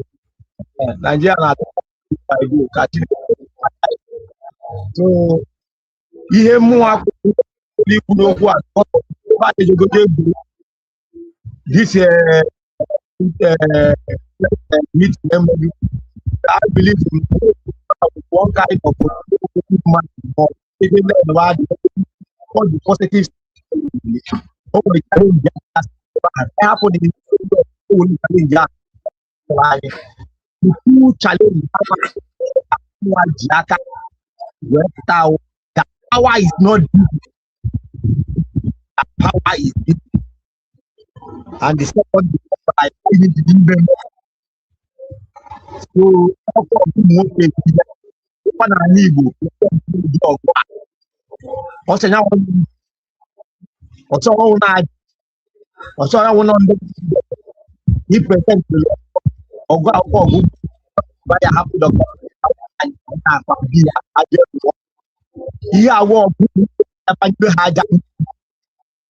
why would you pay for my fight?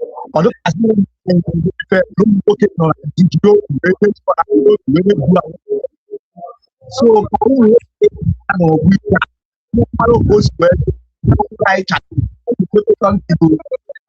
and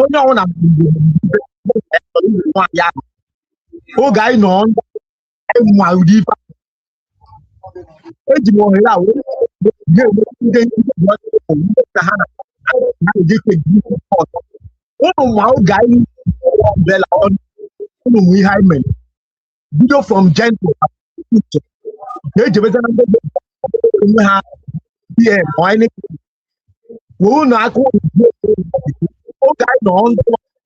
I am the police.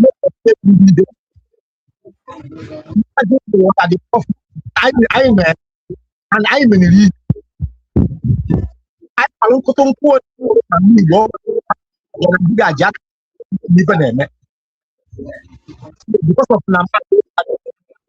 because of so I am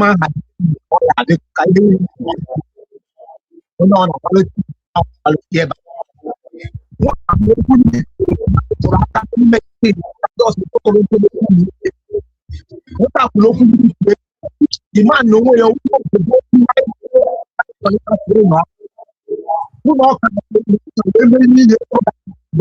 so taking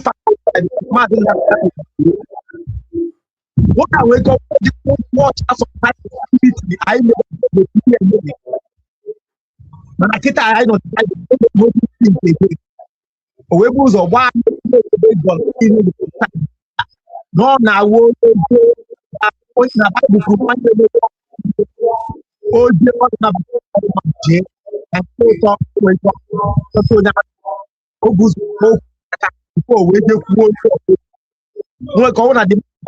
activities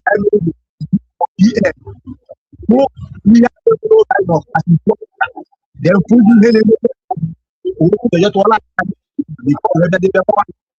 power is not giving that. So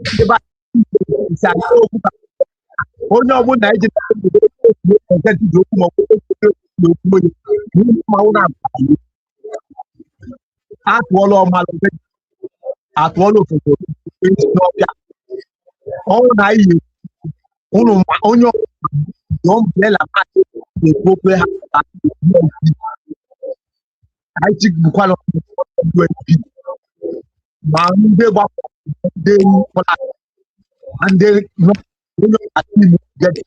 When you go to I remember I think I thought it for us. I remember I think of what that well about Jacqueline Bama. I did many I at least the quote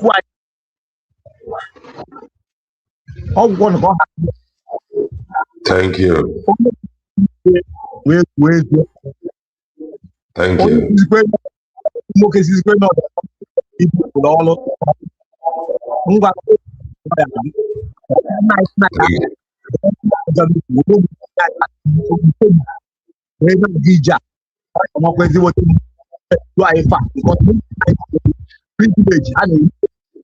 I want to work on it.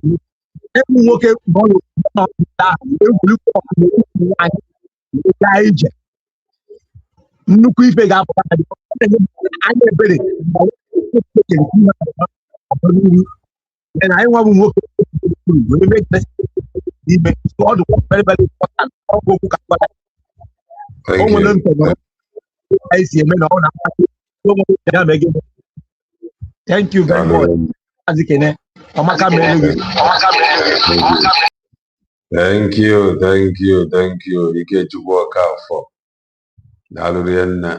So onye ọbụla ya anagide the hard truth by faith. Ọ bụ okele nna TV kwuru ya.